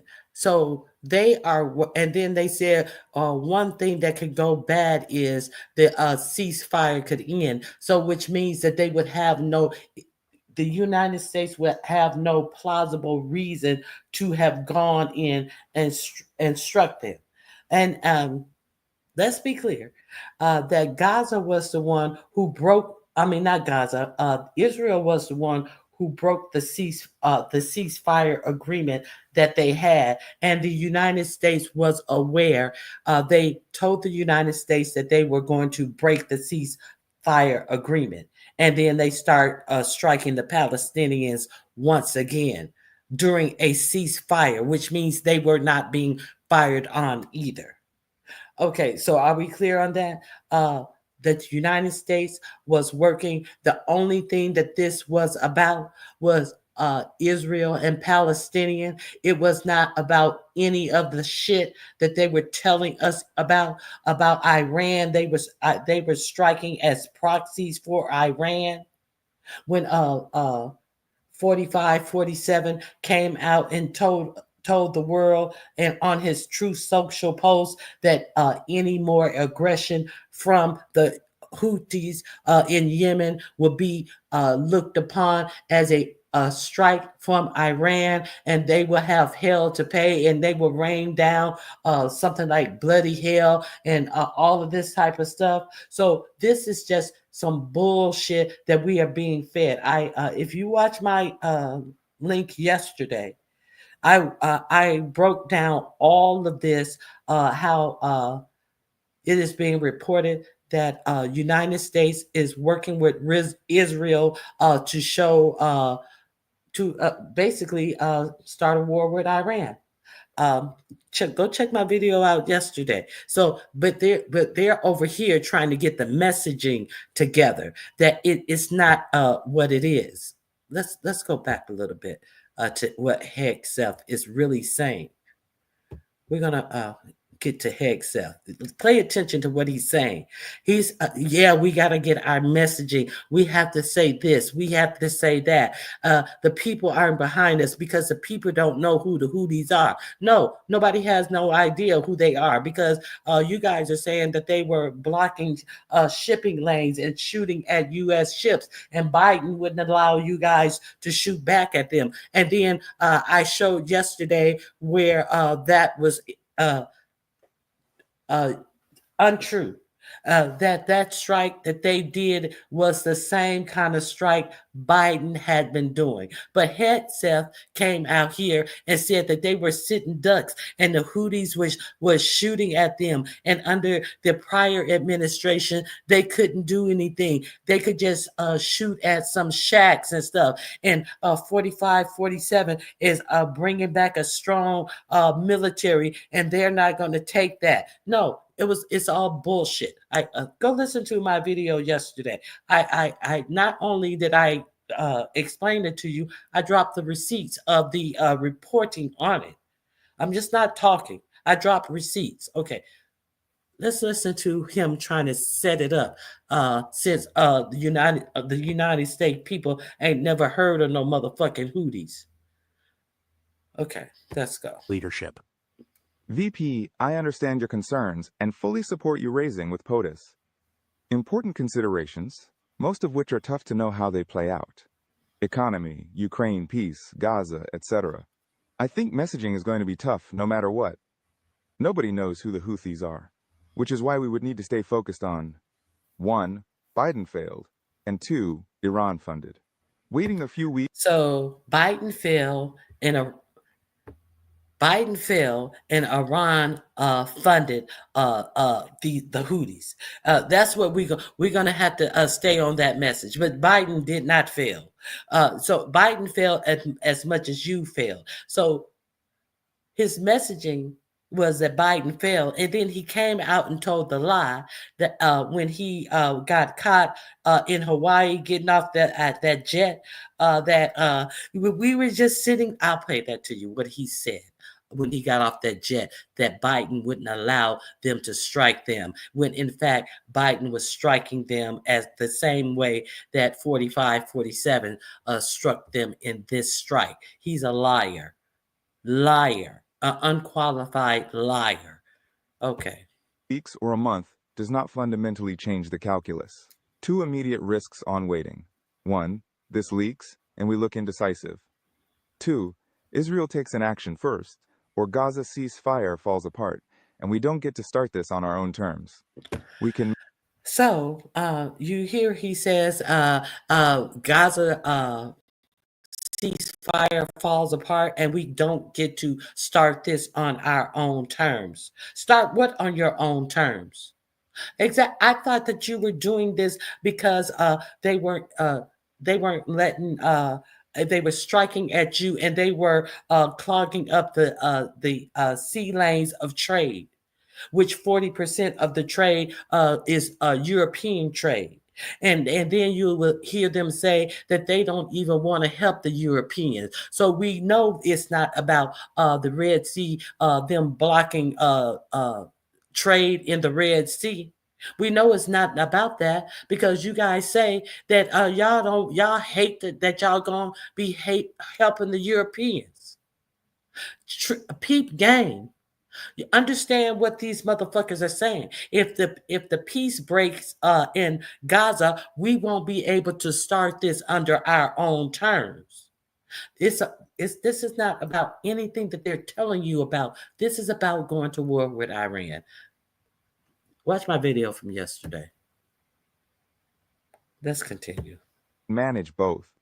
We are prepared to execute, and if I had final go or no-go vote, I believe we should. This, not about the Houthis. I see it as two things. One, restoring freedom of navigation, a core national interest. And two, reestablish deterrence, which Biden cratered. But we can easily pause.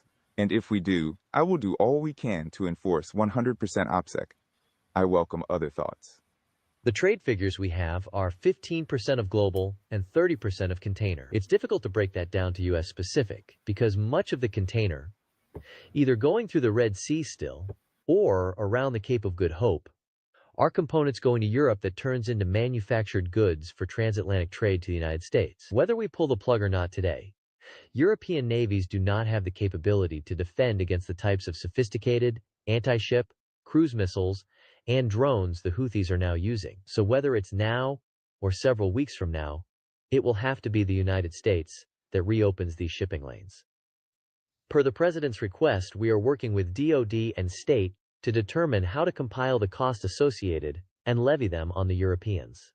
As we stated in the first PC, we have a fundamental decision of allowing the sea lanes to remain closed or to reopen them now or later. We are the only ones with the capability, unfortunately. From a messaging standpoint, we absolutely add this to of horribles on why the Europeans must invest in their defense.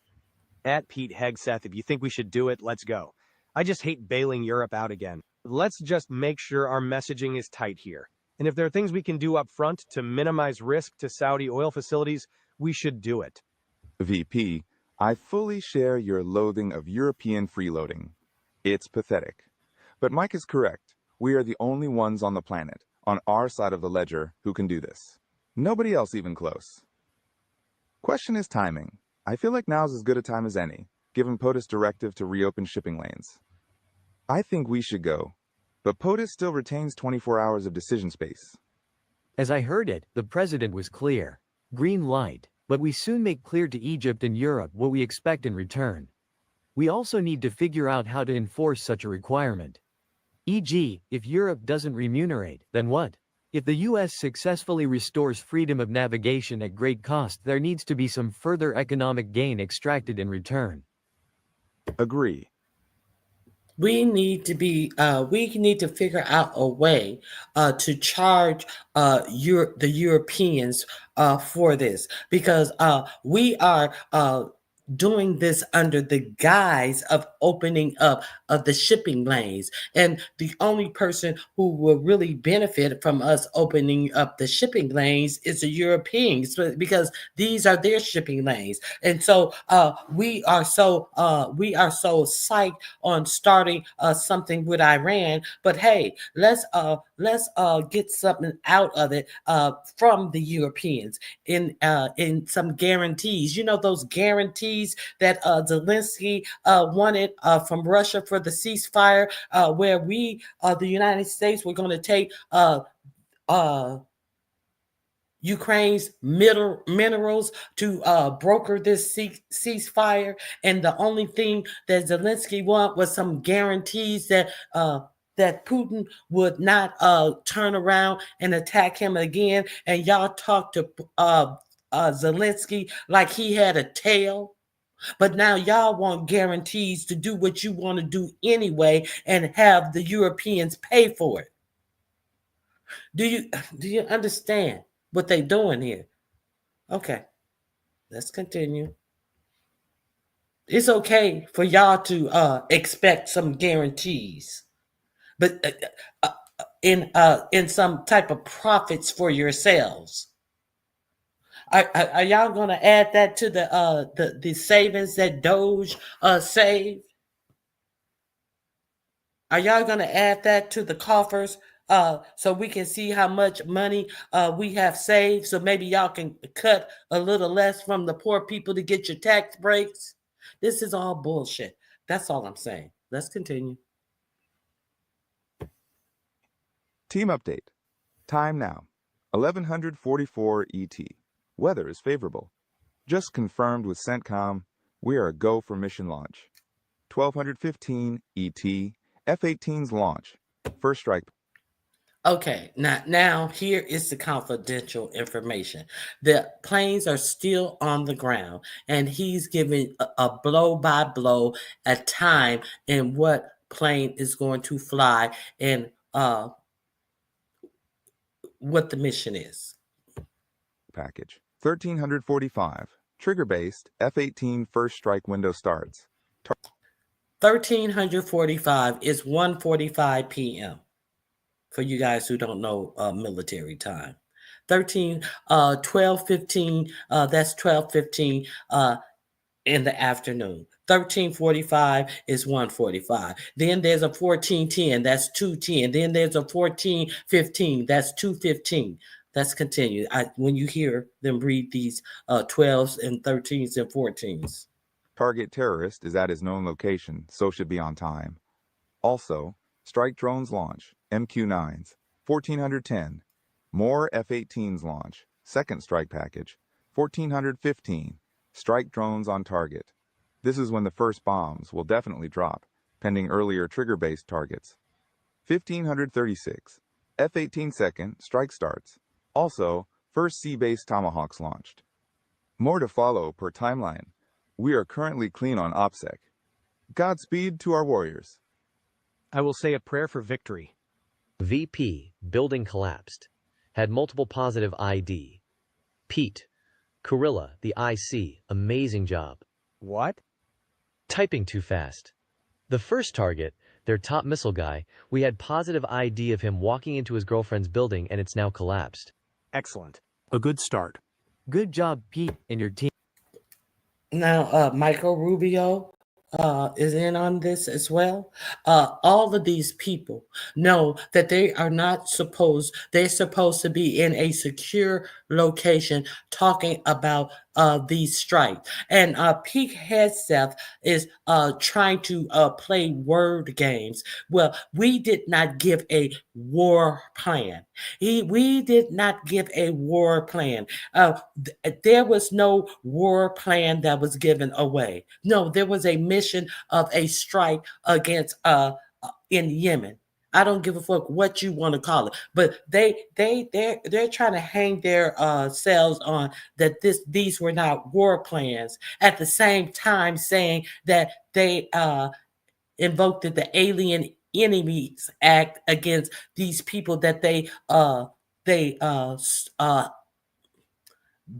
basically kidnapped and put in a prison in El Salvador, and saying that the Alien Enemies Act has only been used in when a war has been declared, and then they're trying to figure out a way to say that they are at war with Venezuelan migrants who have come in the country because they are gang members, and therefore they are kind of like in a proxy war with Venezuelan gang members because they have been sent here by the president of Venezuela. But they can't say that doing a whole motherfucking military strike on Yemen is not war plans. But they're trying to figure out a way to how to say that they are at war with people who they fucking put in a Venezuelan jail just for being illegal immigrants to our country. Make it make sense. Let's continue. The team in MAL did a great job as well. Great work all. Powerful start. CENTCOM is on point. Great job all. More strikes ongoing for hours tonight, and will provide full initial report tomorrow, but on time, on target, and good readouts so far. Kudos to all, most particularly those in theater and CENTCOM. Really great. God bless. Great work and effects. Goldberg points out in today's article, quote, if this text had been received by someone hostile to American interests or someone merely indiscreet and with access to social media, the Houthis would have had time to prepare for what was meant to be a surprise attack on their strongholds. The consequences for American pilots could have been catastrophic. This is Defense Secretary Hegseth today. Nobody's texting war plans. Well, I noticed this morning out came something that doesn't look like war plans. And as a matter of fact, they even changed the title to attack plans because they know it's not war plans. There's no units, no locations, no routes, no flight paths, no sources, no methods, no classified information. They're communicating on Signal, a commercially available app. Keeping them honest, multiple current and former defense officials CNN spoke to said that any discussion of the timing, targets, or weapon systems to be used in an attack would be classified because of the potential risk to U.S. service members' lives if those plans are revealed prematurely, and under no circumstances should such discussions be conducted on a commercial app. But also notice that Secretary Hegseth there is quibbling with the semantics. Goldberg called them attack plans in today's article versus war plans in Monday's report. Seemed to be a talking point of spin shared across the administration. Late today, the president was asked about the latest and defended the Secretary of Defense and used a familiar phrase, witch hunt. Should Secretary Hegseth consider his position over the signal? Hegseth is doing a great job. He had nothing to do with this. Hegseth. How do you bring Hegseth into it? He had nothing to do. Look, it's all a witch hunt.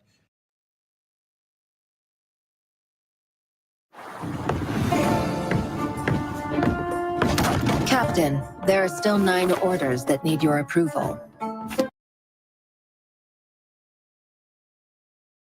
Okay, so there is that. So I am going to play a couple of questions that they had for the people who were on this thread who lied and said that there was no confidential information given out after the receipts were dropped. And I'm going to show you some of the anti-aircraft machinery that was available had Yemen found out this information that they had given out prior to the attack while the planes were still on the ground, where if they had found this out, that they could have repositioned these anti-aircraft missiles and shot Americans soldiers down. But let's be clear, they don't give a fuck about the American soldiers. While Pete Hegseth comes out cosplaying like such a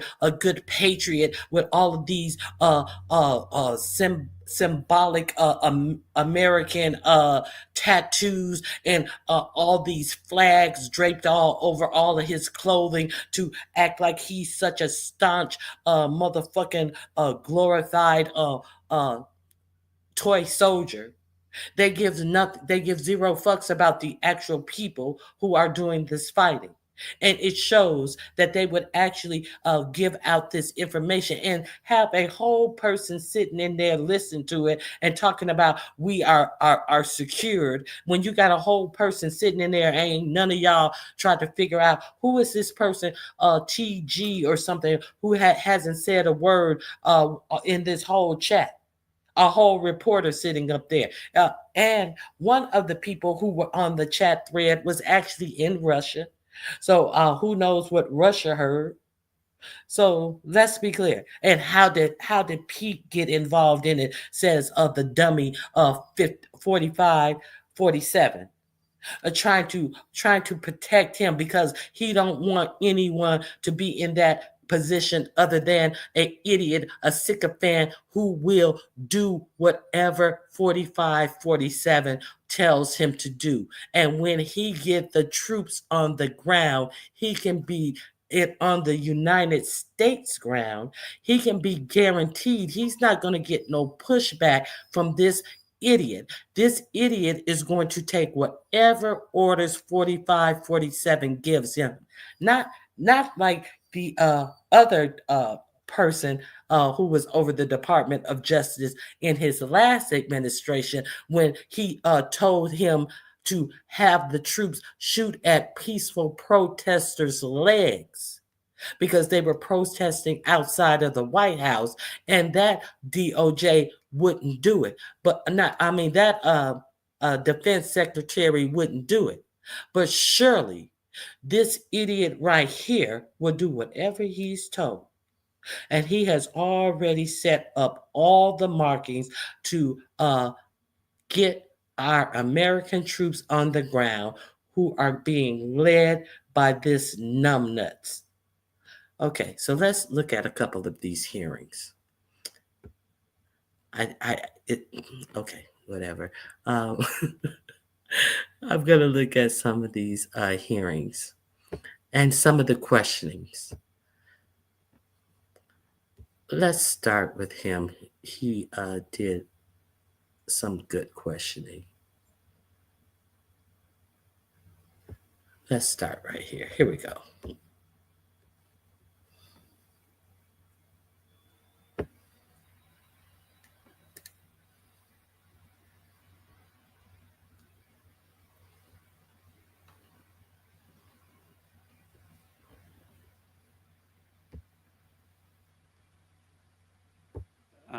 You've seen the diplomatic efforts of the administration to address that and push back on PRC ownership of the canal locks. But that ties into what the That's not exactly what I want. Let me make sure my mic is on. That's not exactly what I want you to hear. He's ending up from the last person who I don't want you to hear. I mean, you can hear. The link is in my description box, but I want you to hear the next question. IC is doing. In these instances, it's important for us, Congressman, to employees and their families to use encrypted. Because there's risk to that app. There are. Okay. On the Signal app that was included in that This advisory, is who, right? China is manipulating them.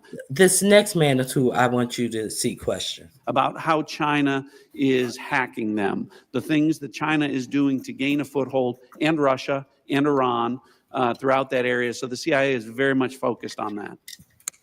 Gentleman's time's expired. Mr. Crow. Thank you, Chairman. General Hawk, the NSA recently warned its employees not to use the Signal app. Is that correct? What we did, Congressman, is we put out cybersecurity advisories on a whole host of systems. On the Signal app that was included in that advisory, right? What we've done is we've put out an advisory on how to use the Signal app and other encrypted applications, because we do encourage our employees and their families to use encrypted. Because there's risk to that app. There are. Okay. General Cruz, DOD also issued a warning about vulnerabilities to the Signal app recently, correct? That's correct. Okay. Director Gabbard, you were on the Signal text chain in question, correct? Yes. As was Mr. Witkoff, the administration's lead negotiator with the Russians, correct? Yes.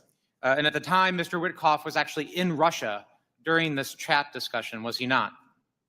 I was not aware of that. Was he on his personal phone at the time? I don't know. Well, it's my understanding that he was indeed in Russia. Director Gabbard, you were also traveling during this discussion, correct? Yes. And where were you? I was traveling through the Asia Pacific region. I don't recall which country I was in at that time. You don't remember the country? I'd have to go back and look at the schedule. Director Gabbard, I want to direct your attention again to the text chain where it says, just confirmed with CENTCOM, we are a go for mission launch. Does that indicate to you that there is about to be a military operation? Yes. Director Gabbard, earlier in this hearing, we heard about the DOD's classification standards. I want to now turn my attention to your classification standards. You're the Director of National Intelligence. The Office of the Director of National Intelligence classification guide says, quote, information providing indication or advance warning that the U.S. or its allies are preparing for an attack, end quote, is to be classified as top secret. Are you familiar with that? Yes. Director Gabbard, have the Houthis indicated an ability to shoot down American aircraft? Yes. They have in fact done so, haven't they? Yes. Including MQ-9 Reapers, haven't they? That's correct. And that was one of the systems used in the attack recently that's the subject of this discussion, is it not? Correct. General Cruz, are you familiar with this system? I'm not wearing my glasses at the moment, but Well, I'll help you out. This is an SA-3 anti-aircraft system. Correct. Are you familiar with? See, yesterday, Tulsi Gabbard wasn't familiar with any of these things, but now that it's in their face, look at them sitting up there, all I have to answer this. You are, it's a bunch of BS. And look at this general talking about, I don't have my glasses on. You see that those are anti-aircraft missiles that can shoot those planes down while y'all playing games. Let's continue. This next system. I am. What is it?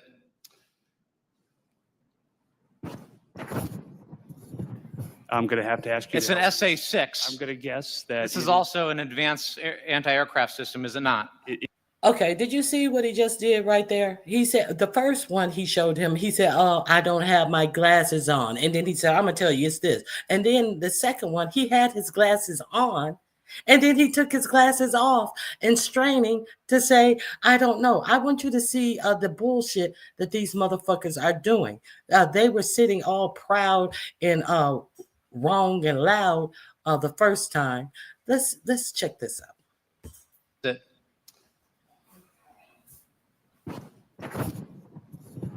I'm going to have to ask you. It's an SA-6. I'm going to guess that. This is also an advanced anti-aircraft system, is it not? It is. It was used widely. So he has a hard time distinguishing what this piece of military equipment is, sitting up there with all of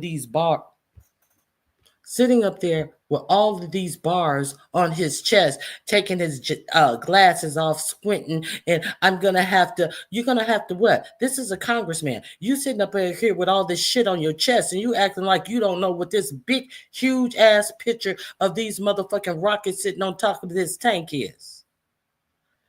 I think a lot of them should be fired. Are you kidding me? Let's continue. In the Balkans in the 90s, correct? And the Houthis also have this system, don't they? They certainly do. And they've employed it against our aircraft, have they not? They have attempted to, correct. I spent my life in service to this country. I deployed 3 times to combat in service to this nation. I learned in that time in service that responsibility is core to leadership. You accept responsibility when things go wrong. You admit mistakes. You set the standard from the very top. It is completely outrageous to me that administration officials come before us today with impunity, no acceptance of responsibility, excuse after excuse after excuse, while we send our men and women downrange to do incredibly difficult, incredibly dangerous things on our behalf. And yet, nobody is willing to come to us and say this was wrong. This was a breach of security and we won't do it again. It is outrageous and it is a leadership failure, and that's why Secretary Hegseth, who undoubtedly transmitted classified, sensitive operational information via this chain, must resign immediately. There can be no fixes, there can be no corrections until there is accountability, and I'm calling on the administration to move forward with accountability. I yield back.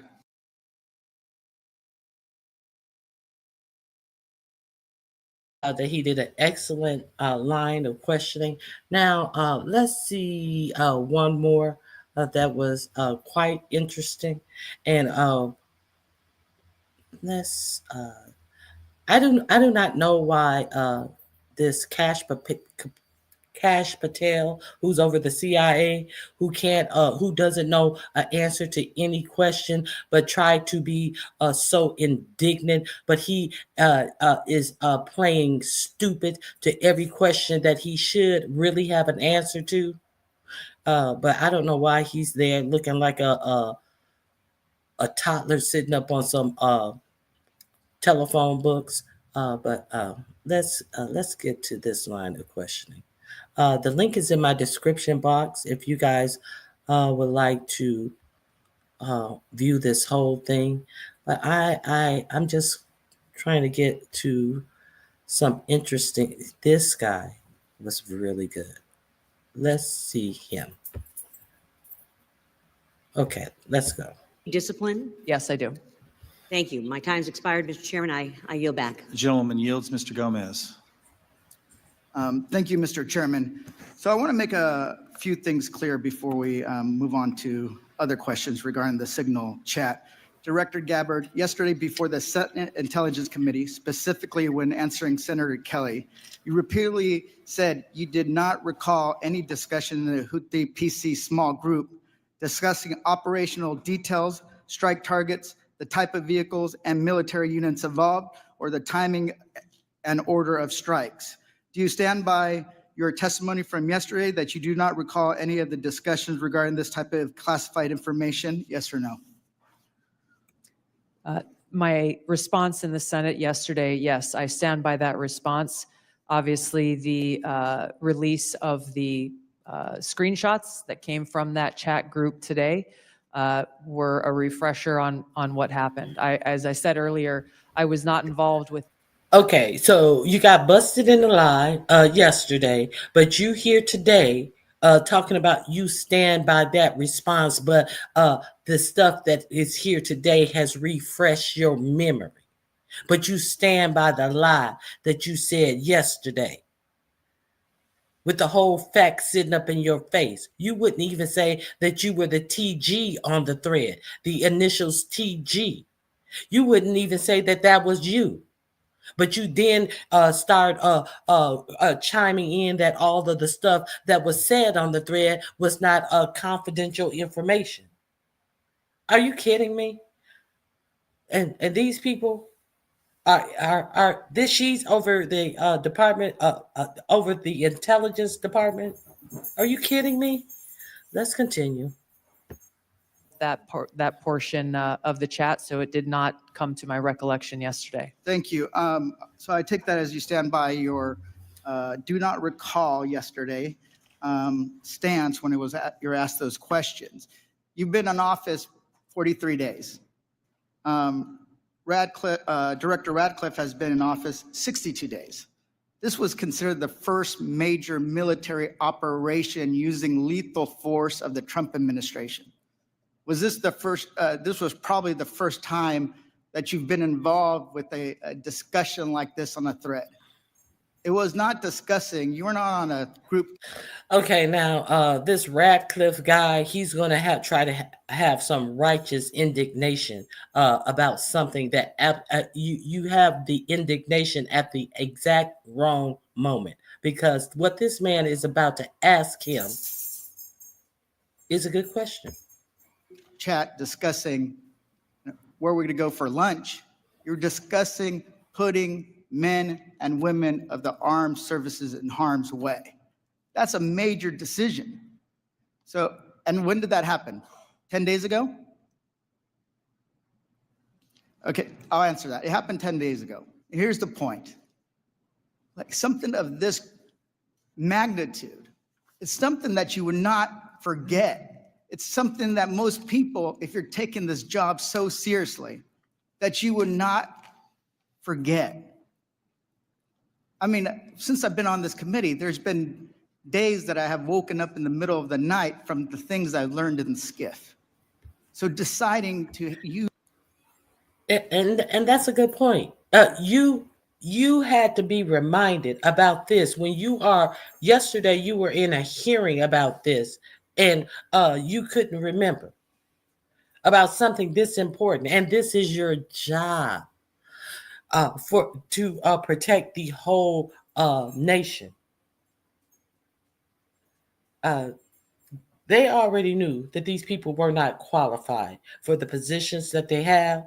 And every Republican that approved these confirmation, who confirmed these people and these dangerous spots, these intelligent spots, should be voted out of office, is my opinion.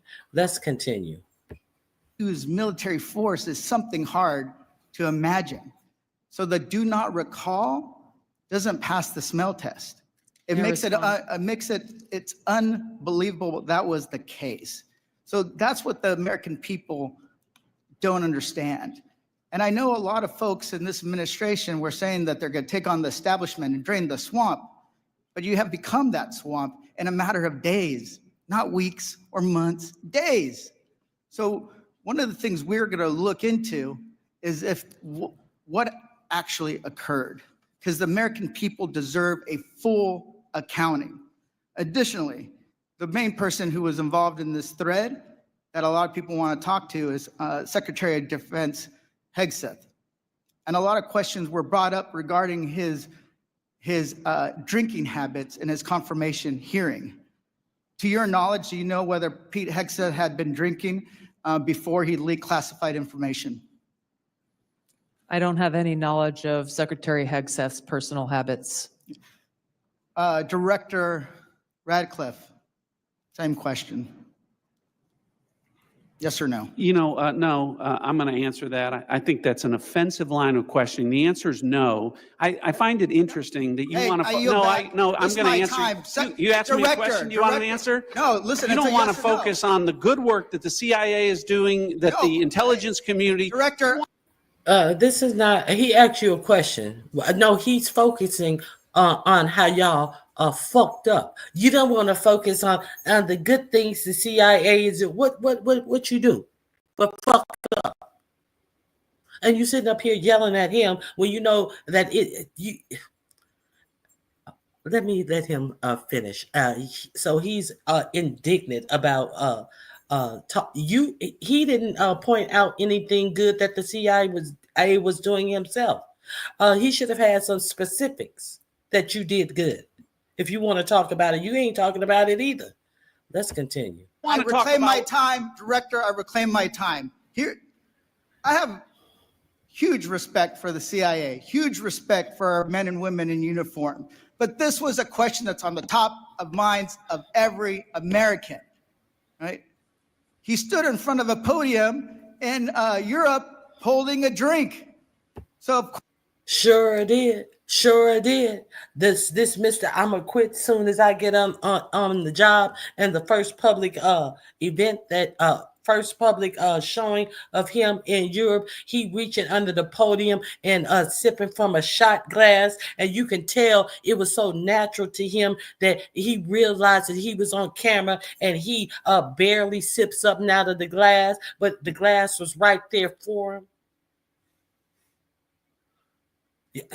You saw how natural that was for him. And then he's talking about absolutely not. How you know he wasn't drunk? Y'all was talking over a chat stream. Was you laying up in the bed with him and y'all texting confidential information together? How you know he wasn't drunk? Absolutely not. of course, we want to know if his performance is compromised. If people were asking if the General Austin was compromised because of a heart issue. Was his performance compromised because of a successful I yield strike? back, Mr. I bring my You want to know? reclaim my You want to time. talk about accepting I reclaim my responsibility? time. Do you think you I should reclaim accept my time, Mr. responsibility Chairman. for a Let successful me ask strike to make Americans safer? I You want to reclaim my focus time. on. I reclaim my time. So here's the thing. This is serious. As somebody, we've been briefed in this committee about using Signal.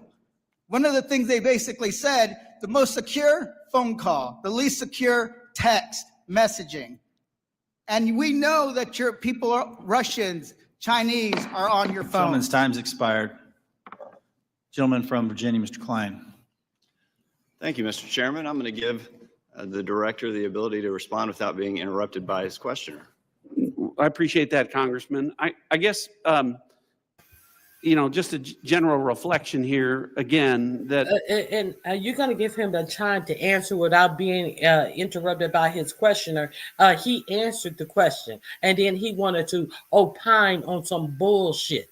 So now you're giving him extra time, but you didn't gavel him when he was talking over the person who only has 5 minutes to ask him a question. That's what you're doing.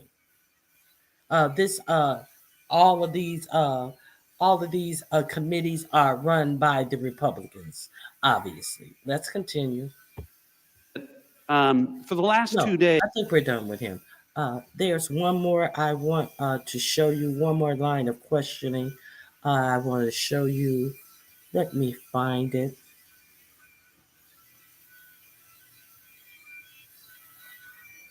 Right here. Right here. in Arkansas, as I outlined yesterday, with hundreds of arrests, thousands of pounds of narcotics seized, dozens of weapons. It's going to be after this. And multiple indictments. Thank you, Director. I'm going to yield and recognize Ranking Member Himes for 5 minutes. Thank you, Mr. Chairman. If there's something I care as much about as the national security of the United States, it's the powers and prerogatives of this Congress and its oversight duties. So I want to spend a minute or so on yesterday's testimony in front of the Senate and direct these questions in particular to Director Patel and Director Gabbard. Yesterday, Senator Heinrich asked, did this conversation, referring to the signal chat, include information on weapons, packages, targets, or timing? Director Patel, you said not that I'm aware of. Director Gabbard, you said same answer. This morning we learned that the signal chat included the following update, forward-looking update from the Secretary of Defense. Time now, 11:44 Eastern Time. Weather is favorable. Just confirmed with CENTCOM. We are go for mission launch. 12:15 Eastern Time. F-18 launch. First strike package. 13:45 trigger-based F-18. First strike window starts. Target terrorist is at his known location, so should be on time. Also, strike drones launch. MQ-9s. 14:10. More F-18s launch. Second strike package. Do either of the directors want to reflect on their testimony yesterday in the context of what I just read? Sure. 1, I was not on that signal chat. 2, I have not reviewed it. And 3, as you just indicated, that was made public this morning. But Director, you didn't prior to yesterday's Senate. You were on this. You were on the signal chat, correct? No. Okay, but did you review the material on the signal chat? No, I wasn't on it. Director Gabbard. Yes, Ranking Member. My answer yesterday was based on my recollection or the lack thereof on the details that were posted there. I was not, and what was shared today reflects the fact that I was not directly involved with that part of the signal chat and replied at the end reflecting the effects, the very brief effects that the National Security Advisor had shared. So it's your testimony that less than 2 weeks ago, you were on a signal chat that had all of this information about F-18s and MQ-9 Reapers and targets on strike, and you in that 2-week period simply forgot that that was there. That's your testimony? My testimony is I did not recall the exact details of what was included there. That was not your testimony. Your testimony was that you were not aware of anything related to weapons packages, targets, and timing. As the testimony yesterday continued on, there were further questions related to that, where I acknowledged that there was conversation about weapons, and I don't remember the exact wording that I used, but I did not recall the specific details that were included. Director Gabbard, you've reasserted that there was no classified information. I think we can all agree that that information shouldn't have been out there. But let me ask you this. Are you familiar with the ODNI's classification guidance? I'm familiar with it. I've actually got a copy right here.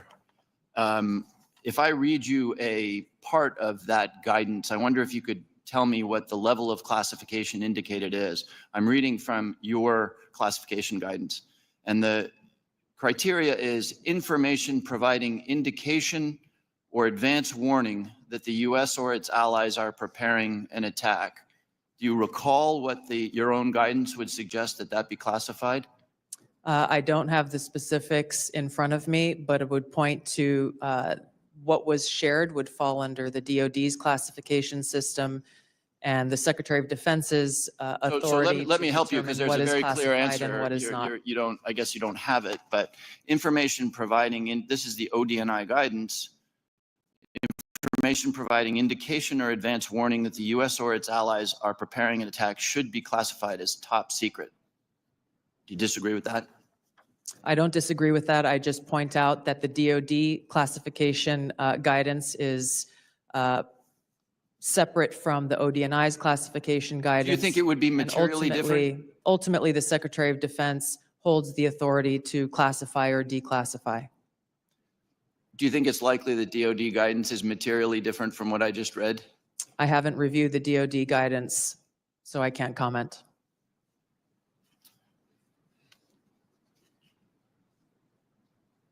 Director Gabbard, a lot of this suggests sort of a lack of sobriety. When there's punch emojis and fire emojis, it's a lack of sobriety. I don't mean that literally. But I have one last question for you, because I think people really listen to what you have to say. You, on March 15th, as DNI, retweeted a post from Ian Miles Chong, who is listed on RT, that's Russia Today's website, as, quote, a political and cultural commentator who has contributed content to RT since at least 2022.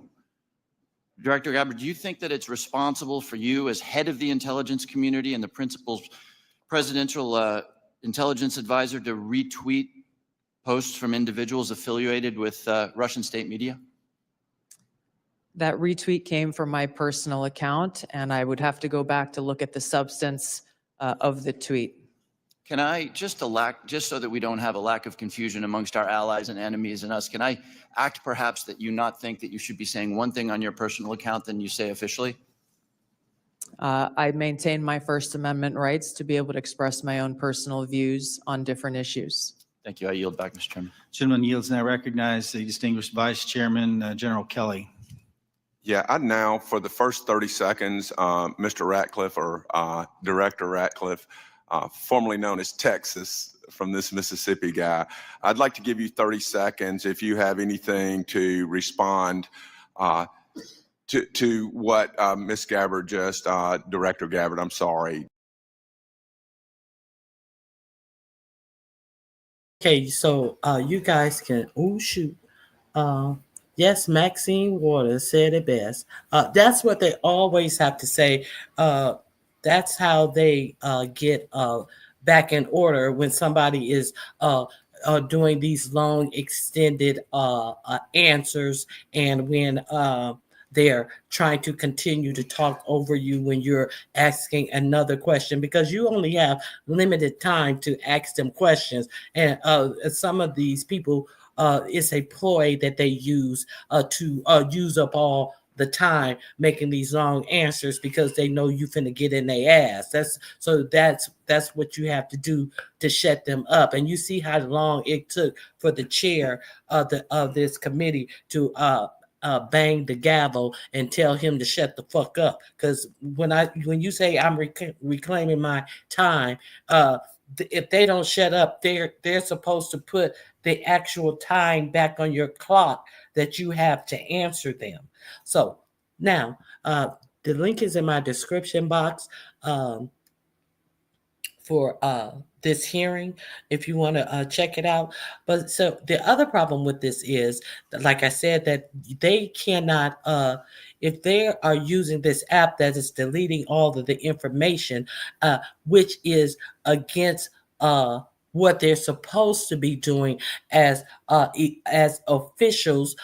They are supposed to have a trail that they can put in the archives of this administration. So they're using an app that is set up to permanently delete all the things that they are saying, which should be archived. So there has been a lawsuit. So let's see why this organization has filed a lawsuit on them, because they have been putting in so many freedom FOIA requests, and there has been nothing coming in. So let's check this out. Yesterday's news, or today's news, was the hearings about Signalgate, and now we've got the lawsuit. We've got a group called American Democracy Forward, or Democracy Forward, who's a public interest group who just really spends their morning, noon, and night in a bipartisan fashion, making public records requests known as Freedom of Information Act requests to the federal government in order to promote transparency in the government. And they base their existence on getting from the document information. They've suspected from the very beginning that the Trump administration was hiding the ball and hiding documents and not preserving them. Of course, Donald Trump, Mar-a-Lago, need I say more? He's not going to be respectful of the National Archives requirement, the Federal Records Act requirement to preserve things. This was the guy that that notoriously ripped up in 8 pieces of paper and stuffed them in toilets as his staff try to piece them back together again, because these are the people's documents about the people's transactions, as the Federal Records Act refers to it. And you're not allowed to use Signal, a disappearing ink app with an auto deletion function, for official government conversation, really any conversation. It's not, as somebody said, I think it was HuffPost, it's not like they were getting a group together to decide what to order from Sweetgreens. We're talking about bombing packages and military targets and timing of military targets for an attack on an enemy by using Signal. So the focus on the hearing side is that that's a breach of national security for obvious reasons. Believe me. And if Mike Waltz hasn't changed his Venmo settings, I only half joke, but now I'm worried. Have they? I mean, I'm not the IT director for the administration, but have you changed your passwords? Are you still using Signal? I mean, why? I joked. Why don't you just cut out the middleman and use WeChat, the Chinese? Okay, so now it's ironic that he, hey, Brick Girl Haley, thank you for joining me. Now it's ironic that he had Mike Waltz change his password on Signal, because child, come to find out now the Mike Waltz, he is the one who opened the and invited the reporter allegedly by mistake to the Signal chat. Let's see who Mike Waltz is again. Michael Waltz, you see him here. He is a national security advisor. Come to find out, a German paper has reported that Mike Waltz, what app is it? Oh God. Not the, his he has fucked around and left his I keep on wanting to say PayPal. It's not PayPal. He has left one of his apps open that shows all the people who he contacts and everything. And there are a lot of reporters there. It's a pay app. What app is it? Let's find that story. I have it here for you. I forget what app it is. His Venmo app. He has left his Venmo app open, and let me see. Here it is.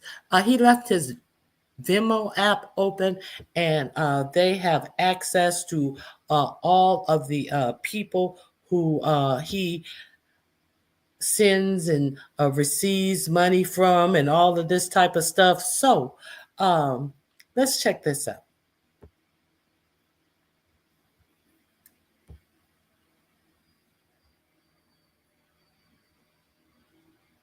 And there are a lot of reporters that they saw on here as well. So he opened up the app.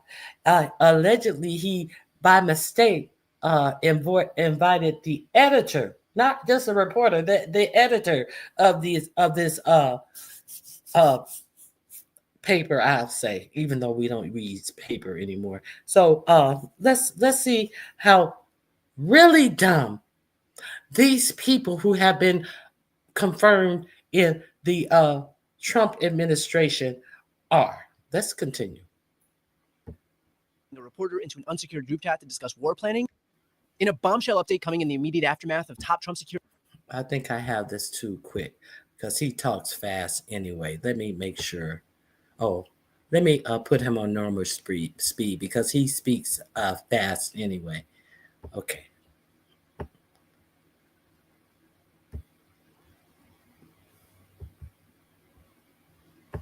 In a bombshell update coming in the immediate aftermath of top Trump security officials inviting a reporter into an unsecured group chat to discuss war planning, the German publication Der Spiegel has released a piece titled Private Data and Passwords of Senior U.S. Security Officials Found Online. Donald Trump's most important security advisors use Signal to discuss an imminent military strike.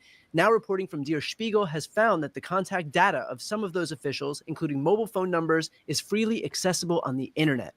According to that reporting, private contact details of the most important security advisors to U.S. President Donald Trump can be found on the internet. Der Spiegel reporters were able to find mobile phone numbers, email addresses, and even some passwords belonging to the top officials. To do so, the reporters used commercial people search engines along with hacked customer data that has been published on the web. Those affected by the leaks include National Security Advisor Mike Waltz, Director of National Intelligence Tulsi Gabbard, and Secretary of Defense Pete Hegseth. Most of these numbers and email addresses are apparently still in use, with some of them linked to profiles on social media platforms like Instagram and LinkedIn.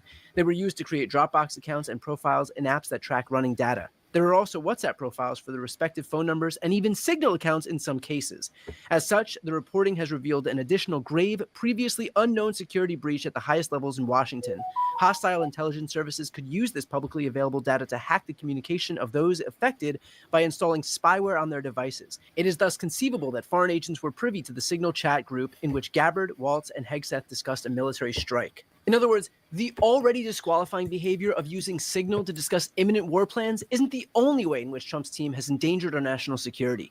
Their private information allowing access into those very unsecured accounts is readily available on the internet. This is precisely why you don't use unsecured apps like Signal when you're planning military operations, because you don't know who already has access to that information given the breadth of hacked information available online. I spoke with national security expert Ned Price about what our top officials should be doing, and here's a hint. It's not executing missions via emoji on Signal with compromised usernames, emails, and passwords. This was a discussion. Okay, so this is another link that is in my description box. Please avail yourself to it. Let me now. I know a lot has happened. He was inaugurated January 20th. It is now March 27th. So it's been a busy 2.5 months. So let's refresh. Now we know that 4547 said that he would like to be a dictator on the first day. And he kind of laughed it off like he was kidding. But I think that first day, he did not tell you that he wanted to be a dictator on the first day, as opposed to becoming one on the second or the 354th day. I think he meant on the first day he wanted to be a dictator, period, in sentence, not just for the first day, but on the first day. So let's review all of the things that we've been through thus far and see if this is really, I told you about the executive order about voting. Let's see if we are breaking up to actually have a dictator. So let's review where we've been real quick. See if we have a fascist dictatorship on our hands. U.S. history and those times during war. The Alien Enemies Act to deport immigrants. It has only been used 3 times before in U.S. history, and those times during war. On Saturday, the Okay, so I told you how Hegseth wanted to hang up on war plans, but he used it for the Venezuelans, trying to say that we were at war with the Venezuelan immigrants to enact a wartime act, the Aliens Enemies Act. Let's continue. Administration ignored Boasberg's order to turn around 3 deportation flights bound for a He ignored Boasberg. Who is Boasberg? He's a judge. He has been ignoring judges' orders. Let's continue. Maximum security, privately run prison in El Salvador. Took these people to a private prison where in El Salvador. Is this a dictator? But we know that the El Salvadorian president is for sure a dictator. So let's continue. Let's review. Social media post, Trump called for the impeachment of Boasberg, who he described as, quote, radical left lunatic of a judge and a troublemaker and an agitator. Now, this is the federal judge. He's calling for a federal judge who put a stay on him and told him to turn these planes around, and he's calling for he's trying to poison the judge's reputation, saying he was a Obama appointee when in fact George W. Bush or George H. Bush, I believe, was the first one who appointed him. So let's be clear. He's ignoring the judge. He's trying to make all type of assertions about the judge. These assertions, be sure, put these judges and their families in jeopardy. Let's not forget about all the security that he took away from people who were under security. I think he took it away from Biden. He took it away. I'll review that. Let's continue. Who ordered the release of Hillary Clinton's emails? Just to give you a sense of who Boasberg is, numerous Trump officials have openly threatened to defy court orders. This is Trump's so-called border czar, Tom Homan, speaking on Fox News. I'm proud to be a part of this administration. We're not stopping. I don't care what the judges think. I don't care what the left thinks. We're coming. White House advisor Stephen Miller appeared on CNN Monday and said Judge Boasberg has no authority to make his ruling on the 1798 Alien Enemies Act. This judge violated the law. He violated the Constitution. So do you he defied think that the system White of government House that we is have above in this federal- country. During a hearing on Monday, Judge Boasberg accused the administration of adopting an approach of, quote, we don't care, we'll do what we want, unquote. This all comes as the Trump administration continues to face more setbacks in court. On Monday, a federal judge blocked President Trump's transgender military ban. Another federal judge ruled Elon Musk's efforts to dismantle USAID likely violated the Constitution in multiple ways. Trump responded to the Musk ruling on Fox News. We will be appealing it. We have rogue judges that are destroying our country. As fears of a constitutional crisis grow, we're joined by Elie Mystal, the nation's justice correspondent. His new piece is headlined. So, is it the judges that are destroying our country, or is it you going against the Constitution and the judges telling you what you and your surrogates are doing is illegal? Destroy the illegal things that you and your surrogates are doing, destroying the country. Because you're mad you can't do these illegal things and these judges are telling you. But you're ignoring the judges anyway. I cannot wait to see this Goldsberg thing. The next stop is the Supreme Court for this. Let's see what the Supreme Court going to do with the monster that they made by saying that you can do whatever you feel that is within your presidential powers. See, the Supreme Court, where you want to take all of this stuff while you just continue to ignore the judges and file appeals up and to the Supreme Court. I wonder if the Supreme Court is even going to take these things, because the Supreme Court has no power to enforce. They can just make a rulings just like the other judges have made and you have been ignoring. Why? Because the Supreme Court said you could do whatever it was that you thought were in your presidential powers. So they are the ones who created this monster. Let's be clear. And the idiots are the ones who voted you back into office, knowing this. But maybe they don't know it. You like uneducated people. Yeah, thus is your attack on colleges about what they can and cannot teach. Thus is your dismantling the Department of Education. Thus is your statement that says that you like uneducated voters. Of course you do. Because only an uneducated voter would put you back in office. And now having all of these regrets, and I didn't know it would affect me-ism and all of this. Let's continue. I have to do commentary in between. I just don't want to talk. It's a must that I do commentary when I'm, okay, let's continue. Trump is trying to create his own personal legal strike force. Elie's also author of the upcoming book, Bad Law, 10 Popular Laws That Are Ruining America. Elie, thanks for coming back to Democracy Now! What is happening right now with this presidential attack on judges? We live in a fascist dictatorship. That's what's happening right now. That's what it feels like. This is where we are. There's not a coming constitutional crisis. We are in the constitutional crisis right now. Because what do we have? How can we call ourselves a democracy? How can we call ourselves a nation of laws if one man and one man alone, Donald Trump, is able to defy the other two branches of government? And that's what we have here. And that's what Trump is promised to do. And that's what he is, in fact, doing. Amy, you played the clip. You mentioned John Roberts' statement, and you rightly pointed out that it is rare for John Roberts to say anything at all. But let's look at what the man said, and let's look at what the man didn't say. Right? It was one of the weakest statements that he could have possibly made. He's running around with his, clutching his pearls over, like, don't impeach federal judges. That's wrong. He didn't say nothing about actually following the orders given by those federal judges that Roberts doesn't want impeached. Right? He didn't say anything. That part. While everybody's, oh, well, at least Roberts, he spoke out. Yeah, but he didn't say you must follow these orders. Say it.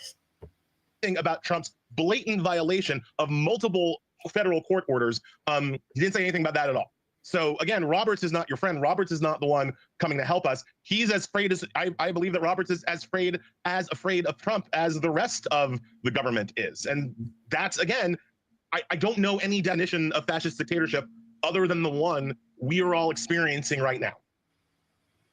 And Elliot, in terms of the qualitative difference between the current situation and past confrontations between the executive branch and the courts, of course, back in the 1800s, there was a famous battle between Andrew Jackson and the Supreme Court over the relative sovereignty of the Native American peoples, and FDR. Okay, so if you guys want to hear the rest of this, the link is in. I agree, Babs.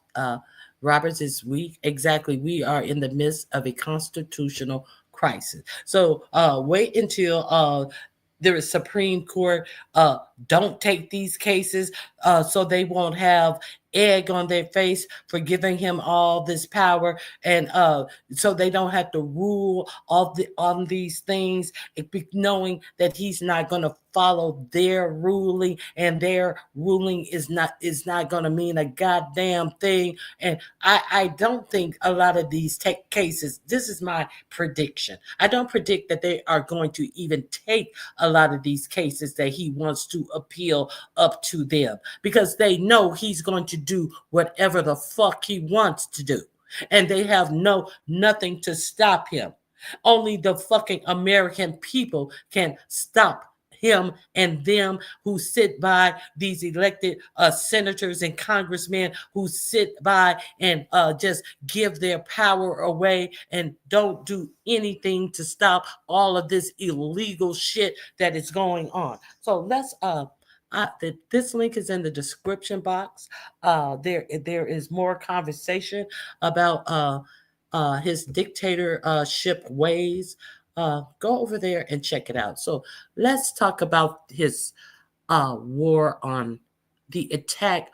First of all, the attack on the Ivy League. We know his attack on public school. Let's talk about his attacks on colleges.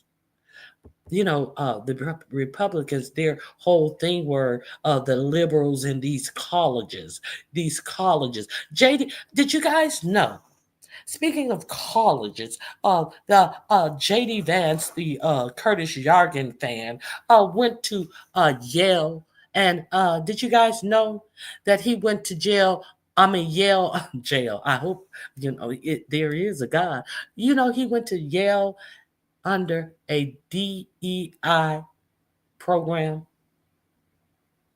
Yes, the VP went to Yale and used a position that was set up under DEI. Let's remember, he was from some old broke Appalachian area. So he went to a top tier school using a DEI. But now they want to dismantle DEI because they try to associate it with only Black people. And he tries to hide. And it's the fact that he was allowed to go and get an education under a DEI position that was opened up for his ass. You know, he's the typical type of person that wants to use things to get ahead and pull the ladder up behind him so no one can follow. These are the type of people who want to be kings on top and have everybody else subservient to them and underneath them. Catch. Let's see what this is about. There is no area where America's global dominance is more total than higher education. With about 4% of the world's population and 25% of its GDP, America has 72% of the world's 25 top universities by one ranking and 64% by another. But this crucial American competitive advantage is being undermined by the Trump administration's war on colleges. America circling the drain in so many areas. And we can thank MAGA for that and the 19 million of you who didn't bother to vote. Trump once said he loves the poorly educated, and there is no more proof of that than the Trump regime's all-out war on education. My name is Suri Crow, and you are watching the Midas Touch Network. Republicans have long waged war on public education, specifically because it was under Brown versus the Board of Education that public schools were forced by the Supreme Court to desegregate. And that has kept the racist right fuming for decades. While now, this Trump fascist regime is on its revenge tour. Here's what Yale-educated J.D. Vance had to say in 2021. And as a veteran, J.D. Vance was a DEI student admission. We have to honestly and aggressively attack the universities in this country. The professors are the enemy. Astonishing, coming from somebody who got all of the advantages of an Ivy League education, where he wouldn't be where he is today, the millions he made through his Silicon Valley hedge fund benefactors, and he did it through DEI, the very thing that he and Trump and their billionaire donors are destroying. But here's why this should matter so much to you, even if you didn't have the benefit of a college education. This war on education is devastating to all of us. The brilliant Fareed Zakaria breaks it down. Listen very closely, and I'll explain it more on the other side. The administration has put those words into action. The most dramatic assault has been financial, a freezing or massive reduction in research grants and loans from the federal government. Some of these efforts are under court review, but the cumulative impact could be billions of dollars in cuts to basic research, much of it disrupting ongoing projects and programs. High-quality research in the United States has emerged in a unique ecosystem. The federal government provides much of the funding through high-quality institutions like the National Institutes of Health and the National Science Foundation, and private foundations and companies account for most of the rest. Professors at universities, both public and private, use these funds to conduct the research. No other country has a system that works as well. What is at risk now is what Holden Thorpe, the editor-in-chief of Science, calls the social contract that the federal government and institutions have had to enable the scientific research enterprise in America in the last 80 years. Take a university like Duke, which ranked 11th in total grants received from the NIH last year. Of its $1.33 billion research budget, $863 million came from Washington, according to the AP. That includes funds for critical research projects on cancer and other diseases, but also support for over 630 PhD students at the medical school. Those projects and students will have to be pared back substantially if the cuts go through.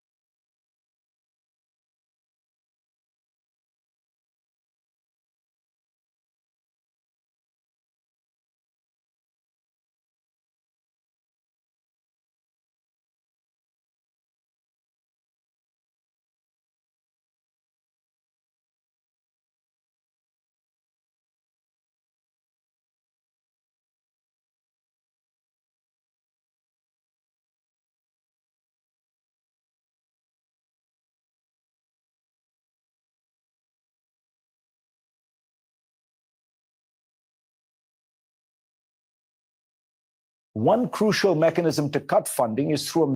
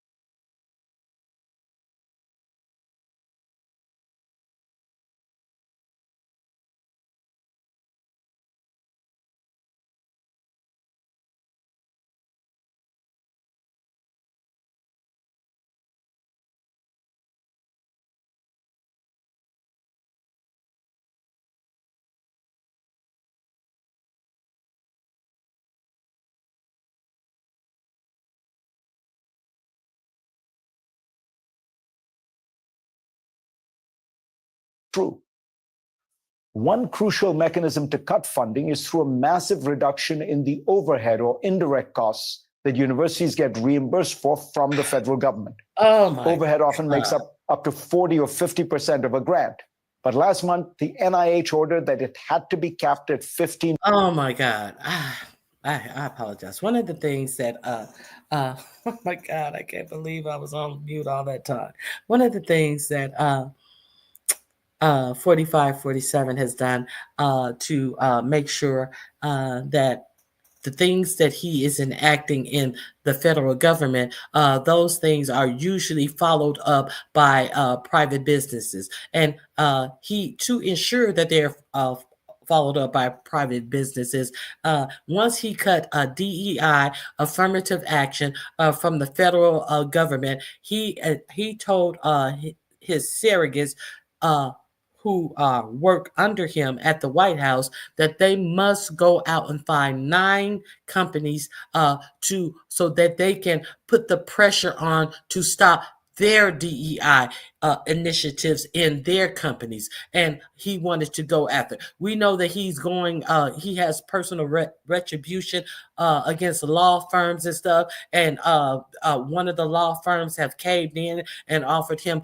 $40 million in pro bono work, a law firm that would not accept any of his work, any of his cases. Remember when he was going through all of this this legal stuff, he couldn't find a good law firm to take his cases, and now he is going after these same law firms that wouldn't touch him.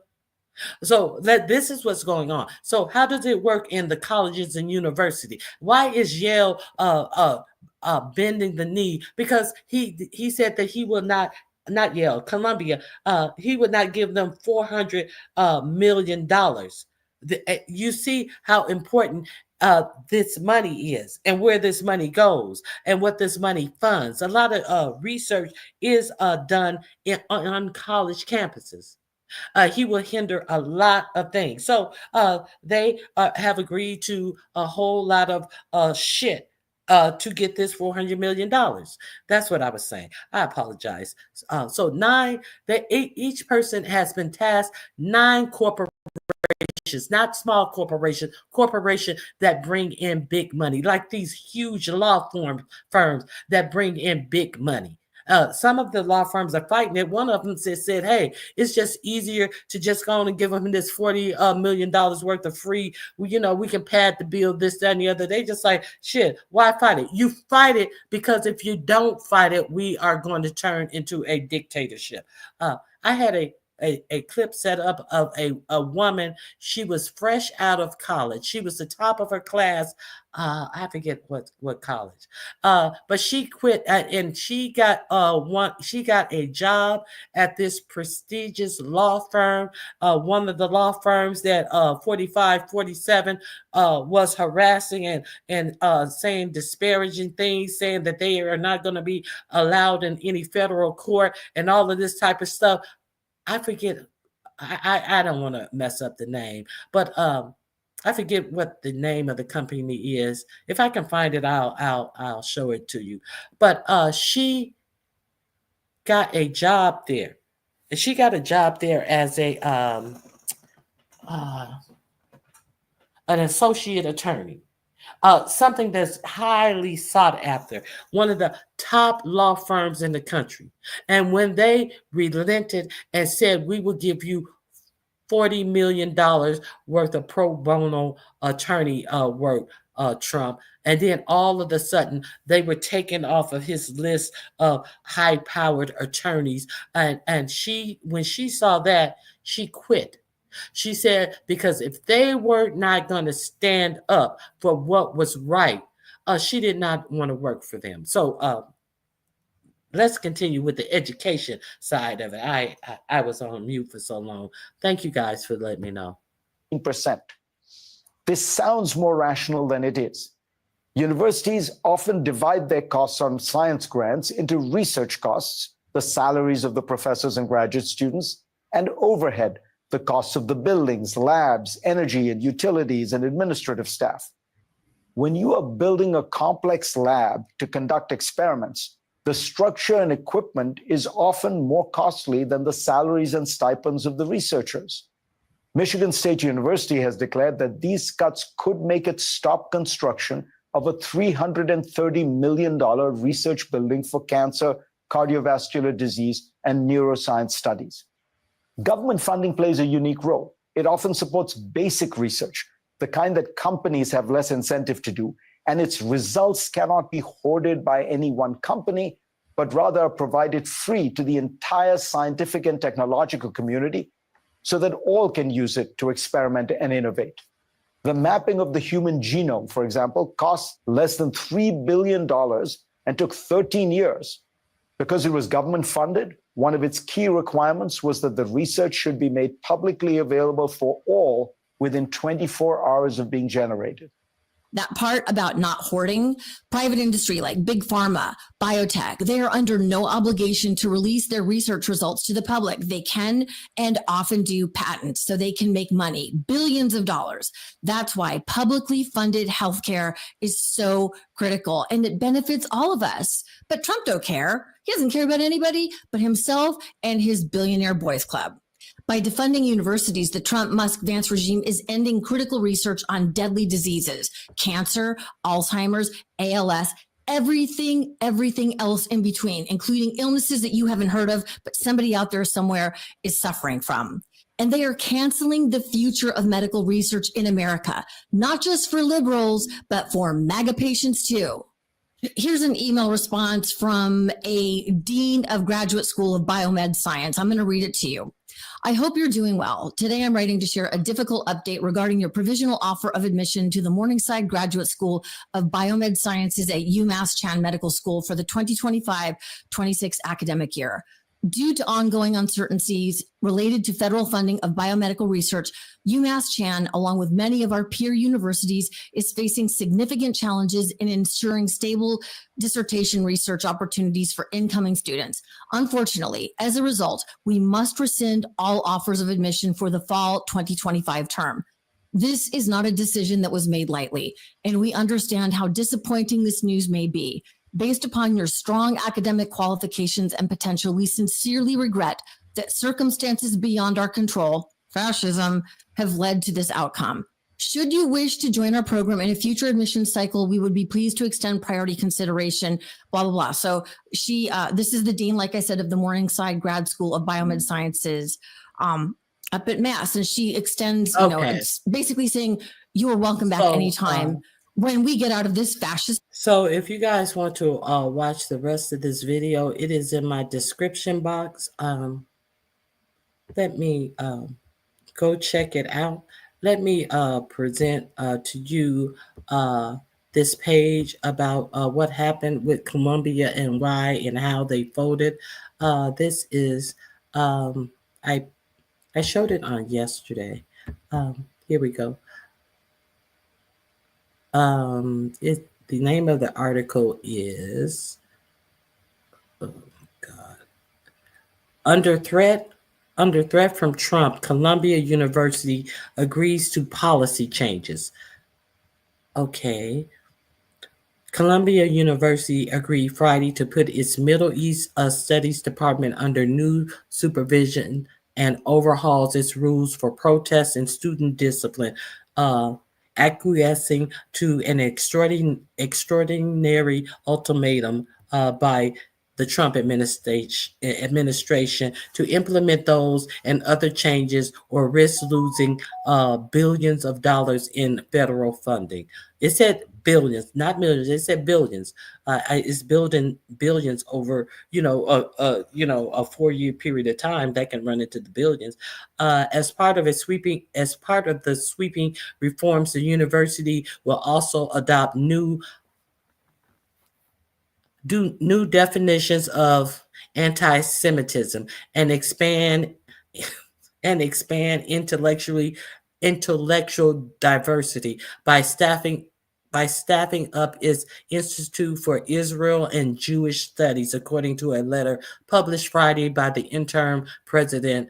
The announcement drew immediate condemnation from faculty and free speech groups who accused the university of caving to 4547, largely unprecedented intrusion upon the school's academic freedom. Columbia capitulation endangers academic freedoms and campus expressions nationwide. Donna Lieberman, the executive director of the New York Civil Liberties Union, said in a statement. Earlier this month, the Trump administration pulled $400 million in research grants and other funding over the university's handling of the protests against Israel military campaign in Gaza. As a precondition to restoring those funds, along with billions more in future grants, federal officials last week demanded that the university immediately enact 9 separate reforms to its academic and security policies. Okay, let's see if we can see exactly what they demanded of them. You can find this on videos, the actual things that they asked of them.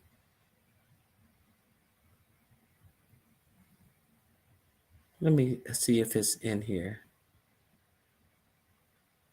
The administration has announced investigations into 52 universities for their diversity, equity, and inclusion programs, and it has suspended approximately $175 million in federal funding for the University of Pennsylvania over a transgender swimmer who last competed for the school in 2022.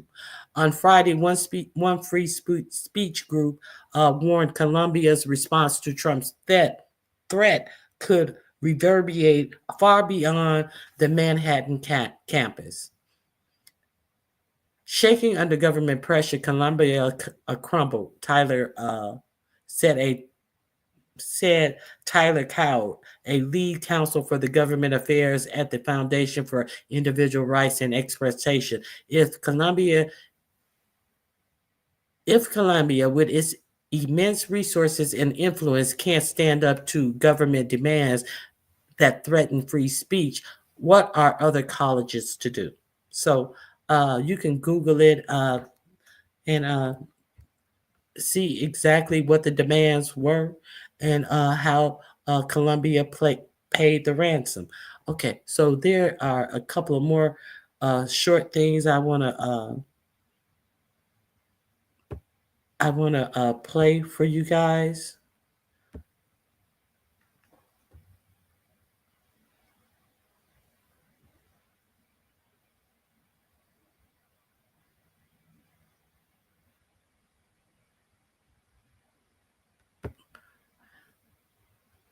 I don't know. I don't think I played this one. I think this is the one I want to play. Yeah. This is Ralph Nader. You guys may remember I think Ralph Nader, he used to be an economist, and then he ran for president, and he pissed me off because he ran as a third party candidate, and I was pissed that he was going to be taking votes. Every election they be like, this is the most important election in the world. Let's check this out. Citizen newspaper's most recent lead article in the new issue of Capitol Hill Citizen is titled, Democratic Party Apologized to America for Ushering Trump Back In. He is also the author of the forthcoming book, Let's Start the Revolution, Tools for Displacing the Corporate State and Building a Country that Works for the People. Medicaid, Social Security, Medicare, all these different programs. Ralph Nader respond overall to President Trump's, longest congressional address in modern history. Well, it was also a declaration of war against the American people, including Trump voters in favor of the super rich and the giant corporations. What Trump did last night was set a record for lies, delusionary fantasies, predictions of future broken promises, a rerun of his first term, boasts about progress that don't exist. In practice, he has launched a trade war. He has launched an arms race with China and Russia. He has perpetuated and even worsened the genocidal support against the Palestinians. He never mentioned the Palestinians once, and he's taken Biden's genocidal policies one step further by demanding the evacuation of Palestinians from Gaza. But taking it as a whole, Amy, what we're seeing here defies most of dictionary adjectives.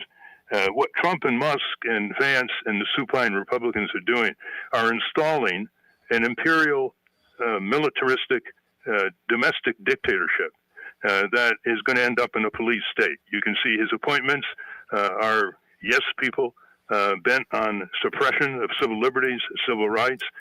You can see his breakthrough after over 120 years of announcing conquest of Panama Canal. He's basically said one way or another he's going to take Greenland. These are not just imperial controls of countries overseas or overthrowing them. It's actually seizing land. Now, on the Greenland thing, Greenland is a province of Denmark, which is a member of NATO. He is ready to basically conquer a part of Denmark in violation of Section 5 of NATO.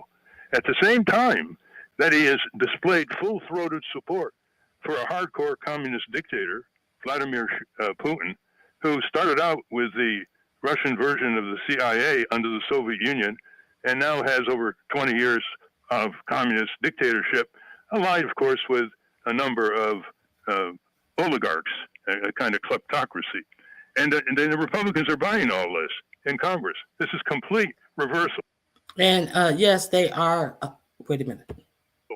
Of everything that the Republicans stood for against communist dictators.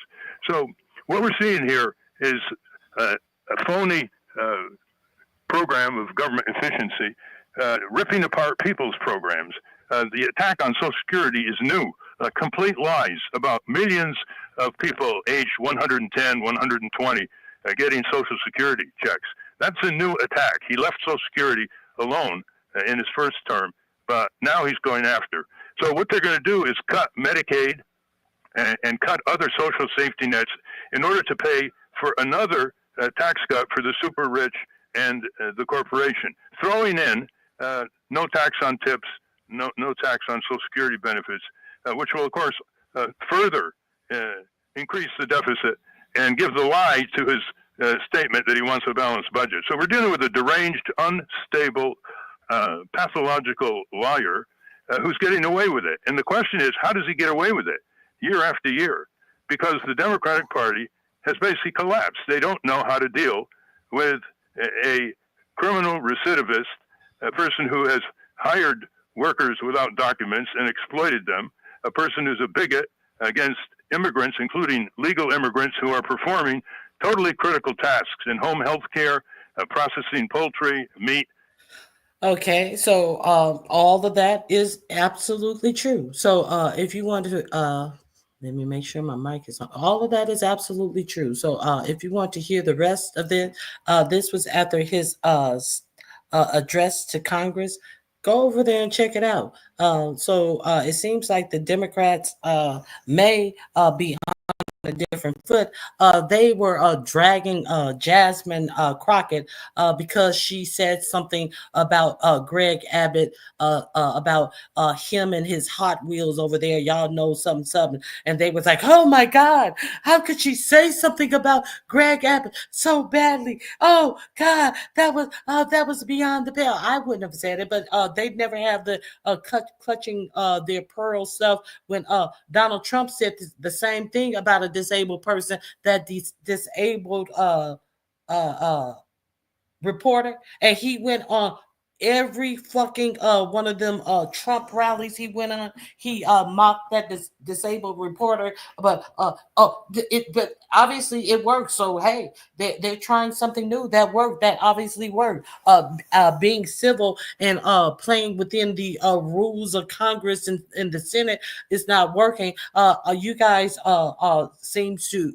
That other repulsive stuff seems to get votes. So hey, do whatever, and nobody gives a fuck if y'all mad about it.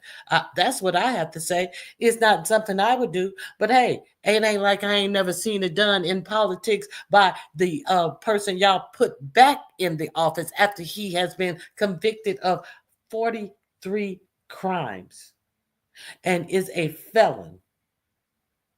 Okay, so let me, I just talked to you about the young lady who quit her law firm. I want to play, first of all, I want to play what happened with the law firm. Let me share this with you. He was going to sign an executive order against this law firm. Let's hear.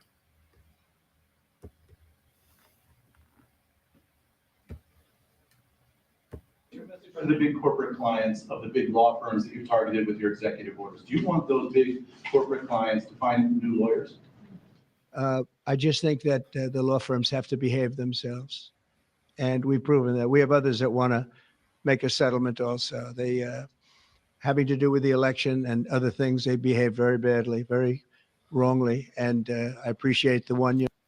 They wouldn't take him as a client, and they may have represented people who was arguing against him. They acted very badly, and I just want them to behave. Look, do you see this shit? He will put the power of his presidency against anybody he doesn't like.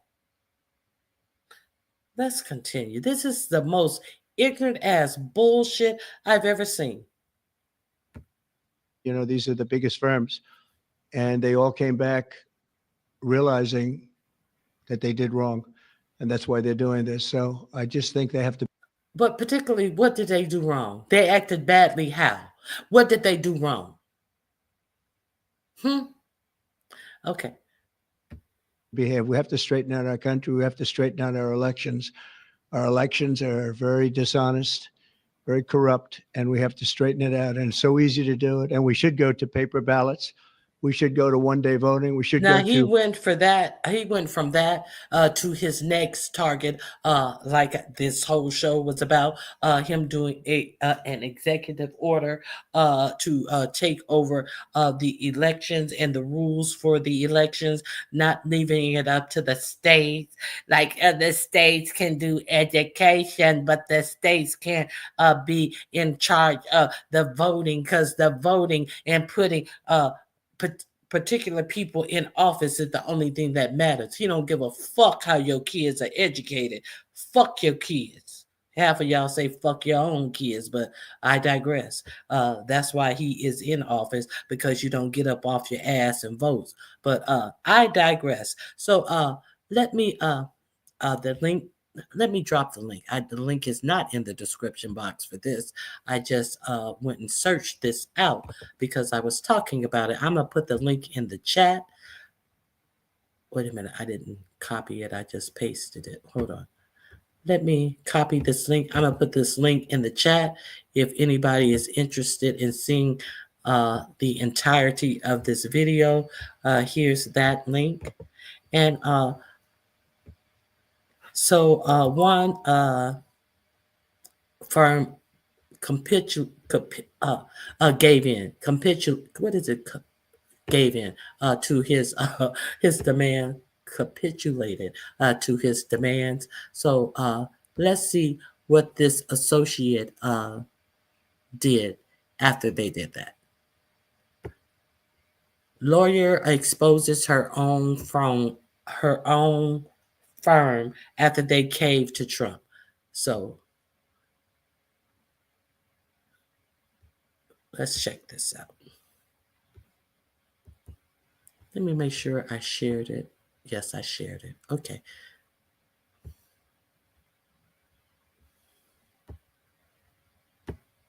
And what's your message to the big corporate clients of the big law firms that you've targeted with your executive orders? Do you want those big corporate clients to find new lawyers? I just think that the law firms have to behave themselves. And we've proven that. We have others that want to make a settlement also. They, having to do with the election and other things, they behave very badly, very wrongly. And I appreciate the one, these are the biggest firms. And they all came back realizing that they did wrong. And that's why they're doing this. So I just think they have to behave. We have to straighten out our country. We have to straighten out our elections. It's Ken Harbaugh with the Midas Touch Network. I have been fortunate enough in my life to know some genuine heroes, from my time in the Navy decades ago to my recent trips to Ukraine. We all have an idea of what physical courage looks like, but I don't think we pay enough attention to what moral courage is. We certainly don't give it enough credit. With the Trump administration's endless assaults on our institutions, on our democracy, it is moral courage we most need right now. You may have heard that major American law firms targeted by Trump for having represented his political enemies are now capitulating to him. In one case, a firm that represented top Democratic clients just surrendered to Trump's threats of retribution and agreed to give the Trump administration $40 million of pro bono legal support. The acts of cowardice among our supposed leaders are piling up. But let me show you what moral courage looks like. Rachel Cohen is a recent Harvard Law School graduate just starting her legal career. She landed a job at one of the most prestigious law firms in the country. It's a goal she has been pursuing her entire life, and she is about to walk away from it on principle because her firm's leaders, some of the most powerful lawyers in the world, have conceded to the Trump administration without a fight. A few days ago, Rachel sent a letter to her colleagues excoriating her firm's refusal to defend the rule of law, and she made clear that she would resign before remaining with a firm that bent the knee to Donald Trump. When a junior associate exhibits more guts than her entire firm put together, that is the kind of moral courage we need today. But don't take it from me. I spoke with Rachel Cohen earlier today. Here's our conversation. Welcome to the Ken Harbaugh Show. It's an honor to have you on. How are you holding up? Thank you.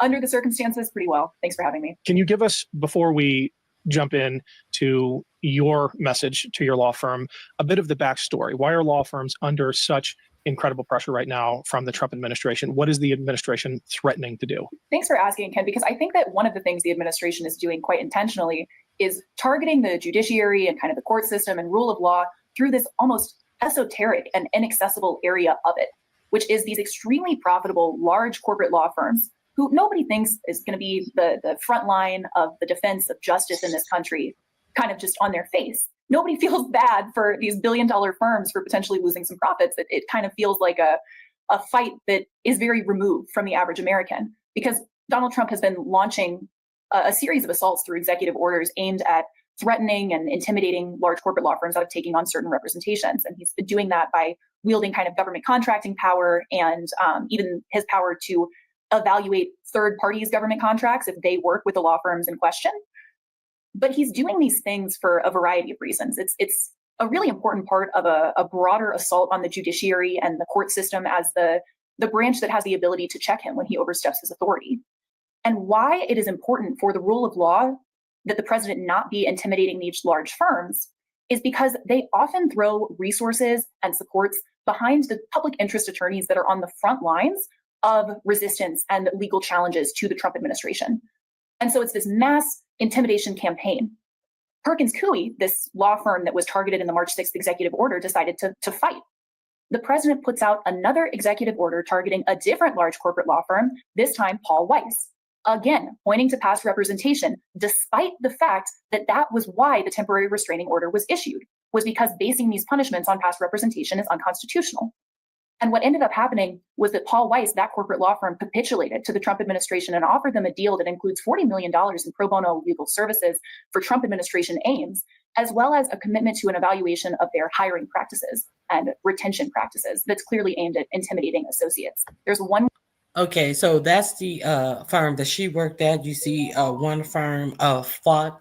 They can easily win these. These are the best attorneys in the nation. But one was like, "Oh no," and we will let you tell us who we can and cannot hire, and we will put fear, all of because of the clients that they took on. Or in one case, it was one of the attorneys that had taken on a client that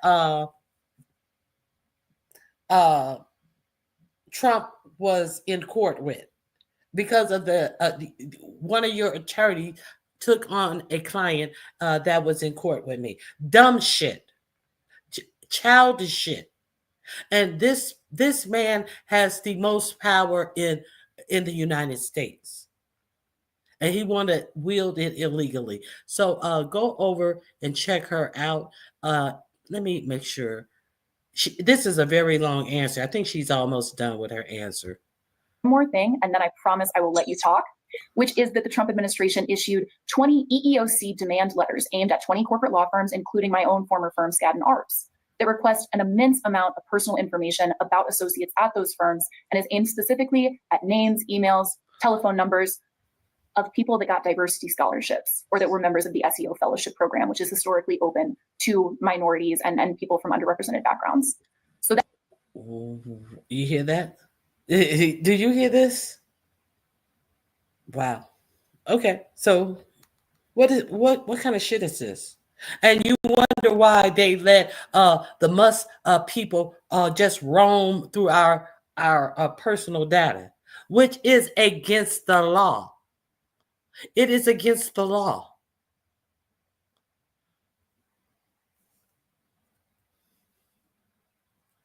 Let's continue. That's a little bit of the context, and I think that I think that if enough people sue, this could actually become a class lawsuit about these people illegally rummaging through our private information. Let me think. It only takes, okay, let's go. I will never give an answer that long again.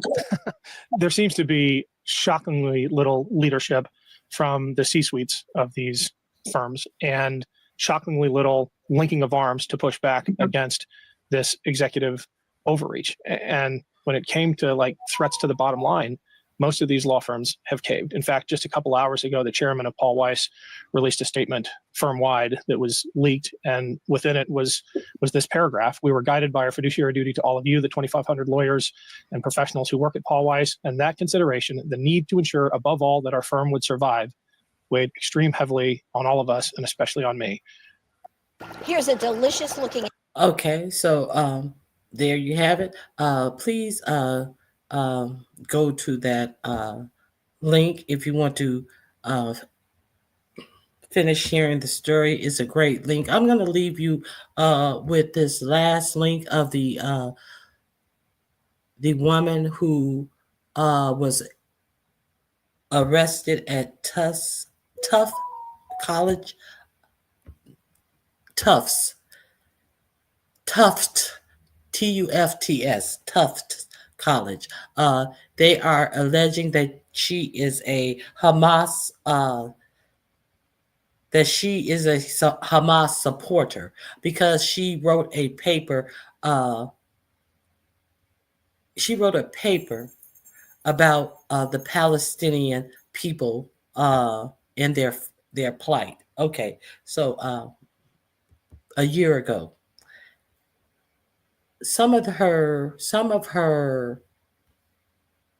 the people on the block said that they had been seeing this black SUV sitting on their block.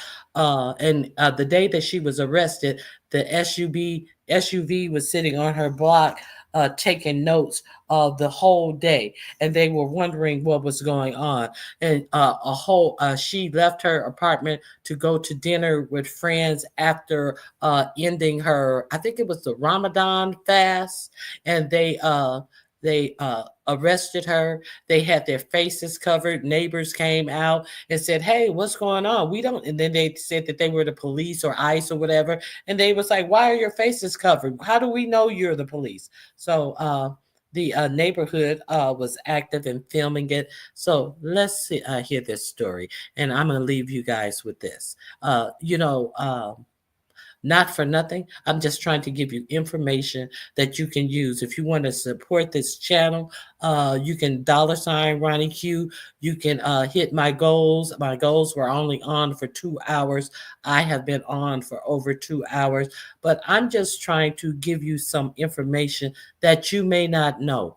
And let's be clear, before I play that, let's be clear, 4547 has made a statement that he finds it possible to actually put citizens in the El Salvadorian prison that he has taken the illegal immigrants to over something simple as protesting Elon Musk and Tesla.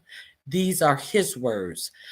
These are his words, not mine. Okay, so that's all I have to say about it. I'm just giving you guys the information. And you have ignorant people out here like Harris Faulkner, who said that she fantasizes, Fox host fantasizes about executing Tesla vandals. Harris Faulkner suggested that those caught burning Tesla vehicles could ultimately face the death penalty. So there is a lot of support around the actual disgusting, illegal things that 4547 is doing. And he actually have supporters who just want access to power and money, in my opinion.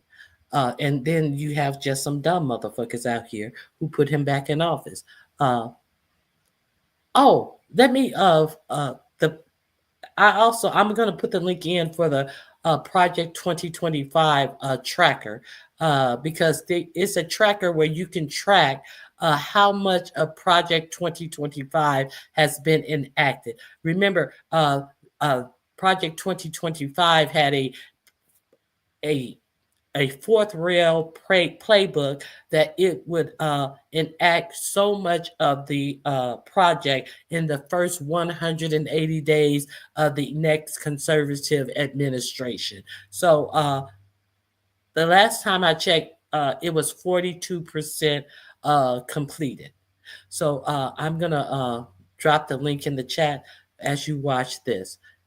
All right. Thank you.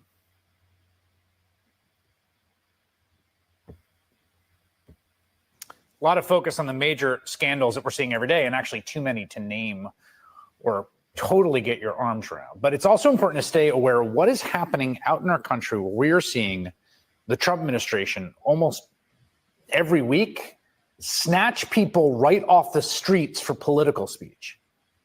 The latest, most chilling example happened yesterday outside Boston, when a PhD student and Fulbright scholar at Tufts University in this country on a student visa from Turkey, totally legal, obviously, was taken off a residential street in Somerville, Massachusetts at 5:15 p.m. yesterday.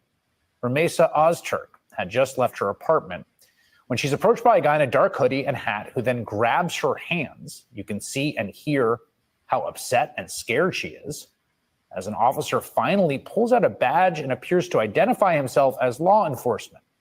She is quickly surrounded by half a dozen, I guess, cops, all in street clothes, covering their faces with masks. They take her cell phone. They physically remove her backpack. She is then handcuffed as a bystander films and asks how anyone is supposed to know these people are police. Is covering your faces. You want to take those masks off?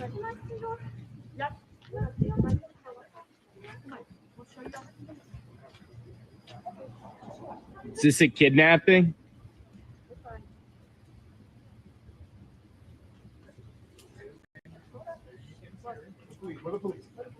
Yeah, you don't look like it. Why are you hiding your faces?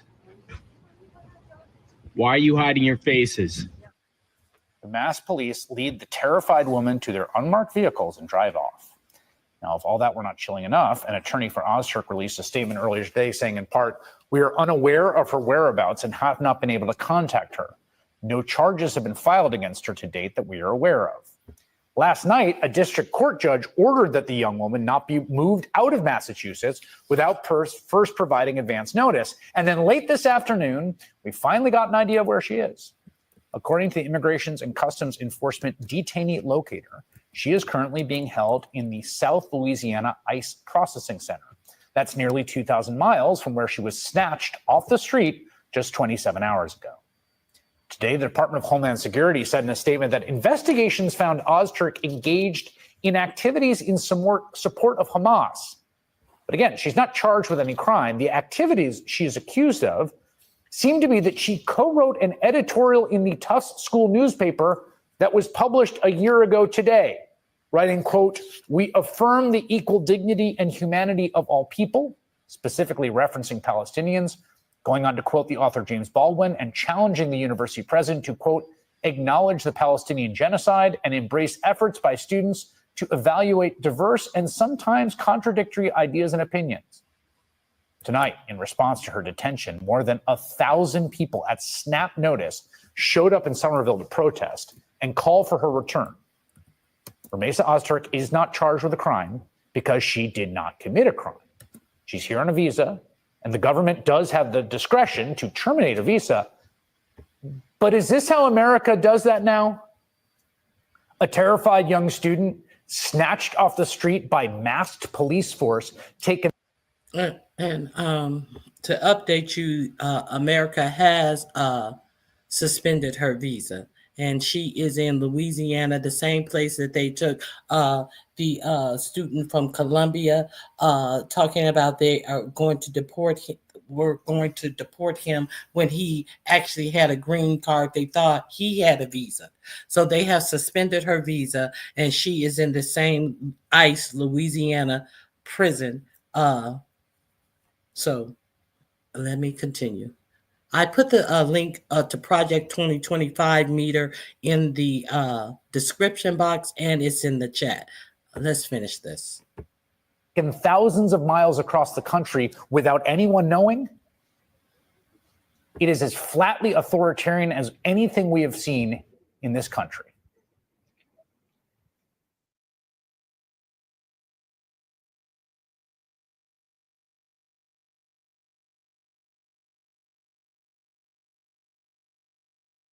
Okay, there you have it. I'm just giving you guys the information, letting you see what's really going on in the United States of America. Some things that you probably never thought you'd see.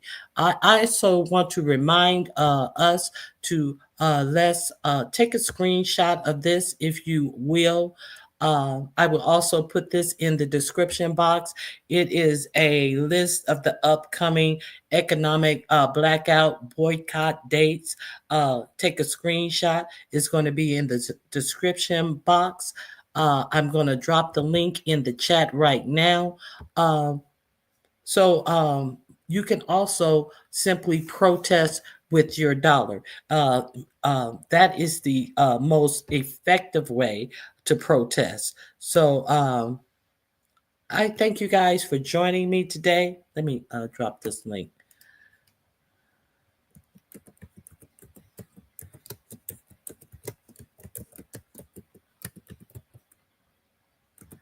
Okay, here's, let me see if I copied it. Yes, here is that link. I will put it in the description box as well. I appreciate you all for joining me. I thank you guys who helped me meet my goals. My goals are always to teach you something that you may not have known. So I'm on the lookout for information because we are living in a real perilous time right now. So some people want to be informed.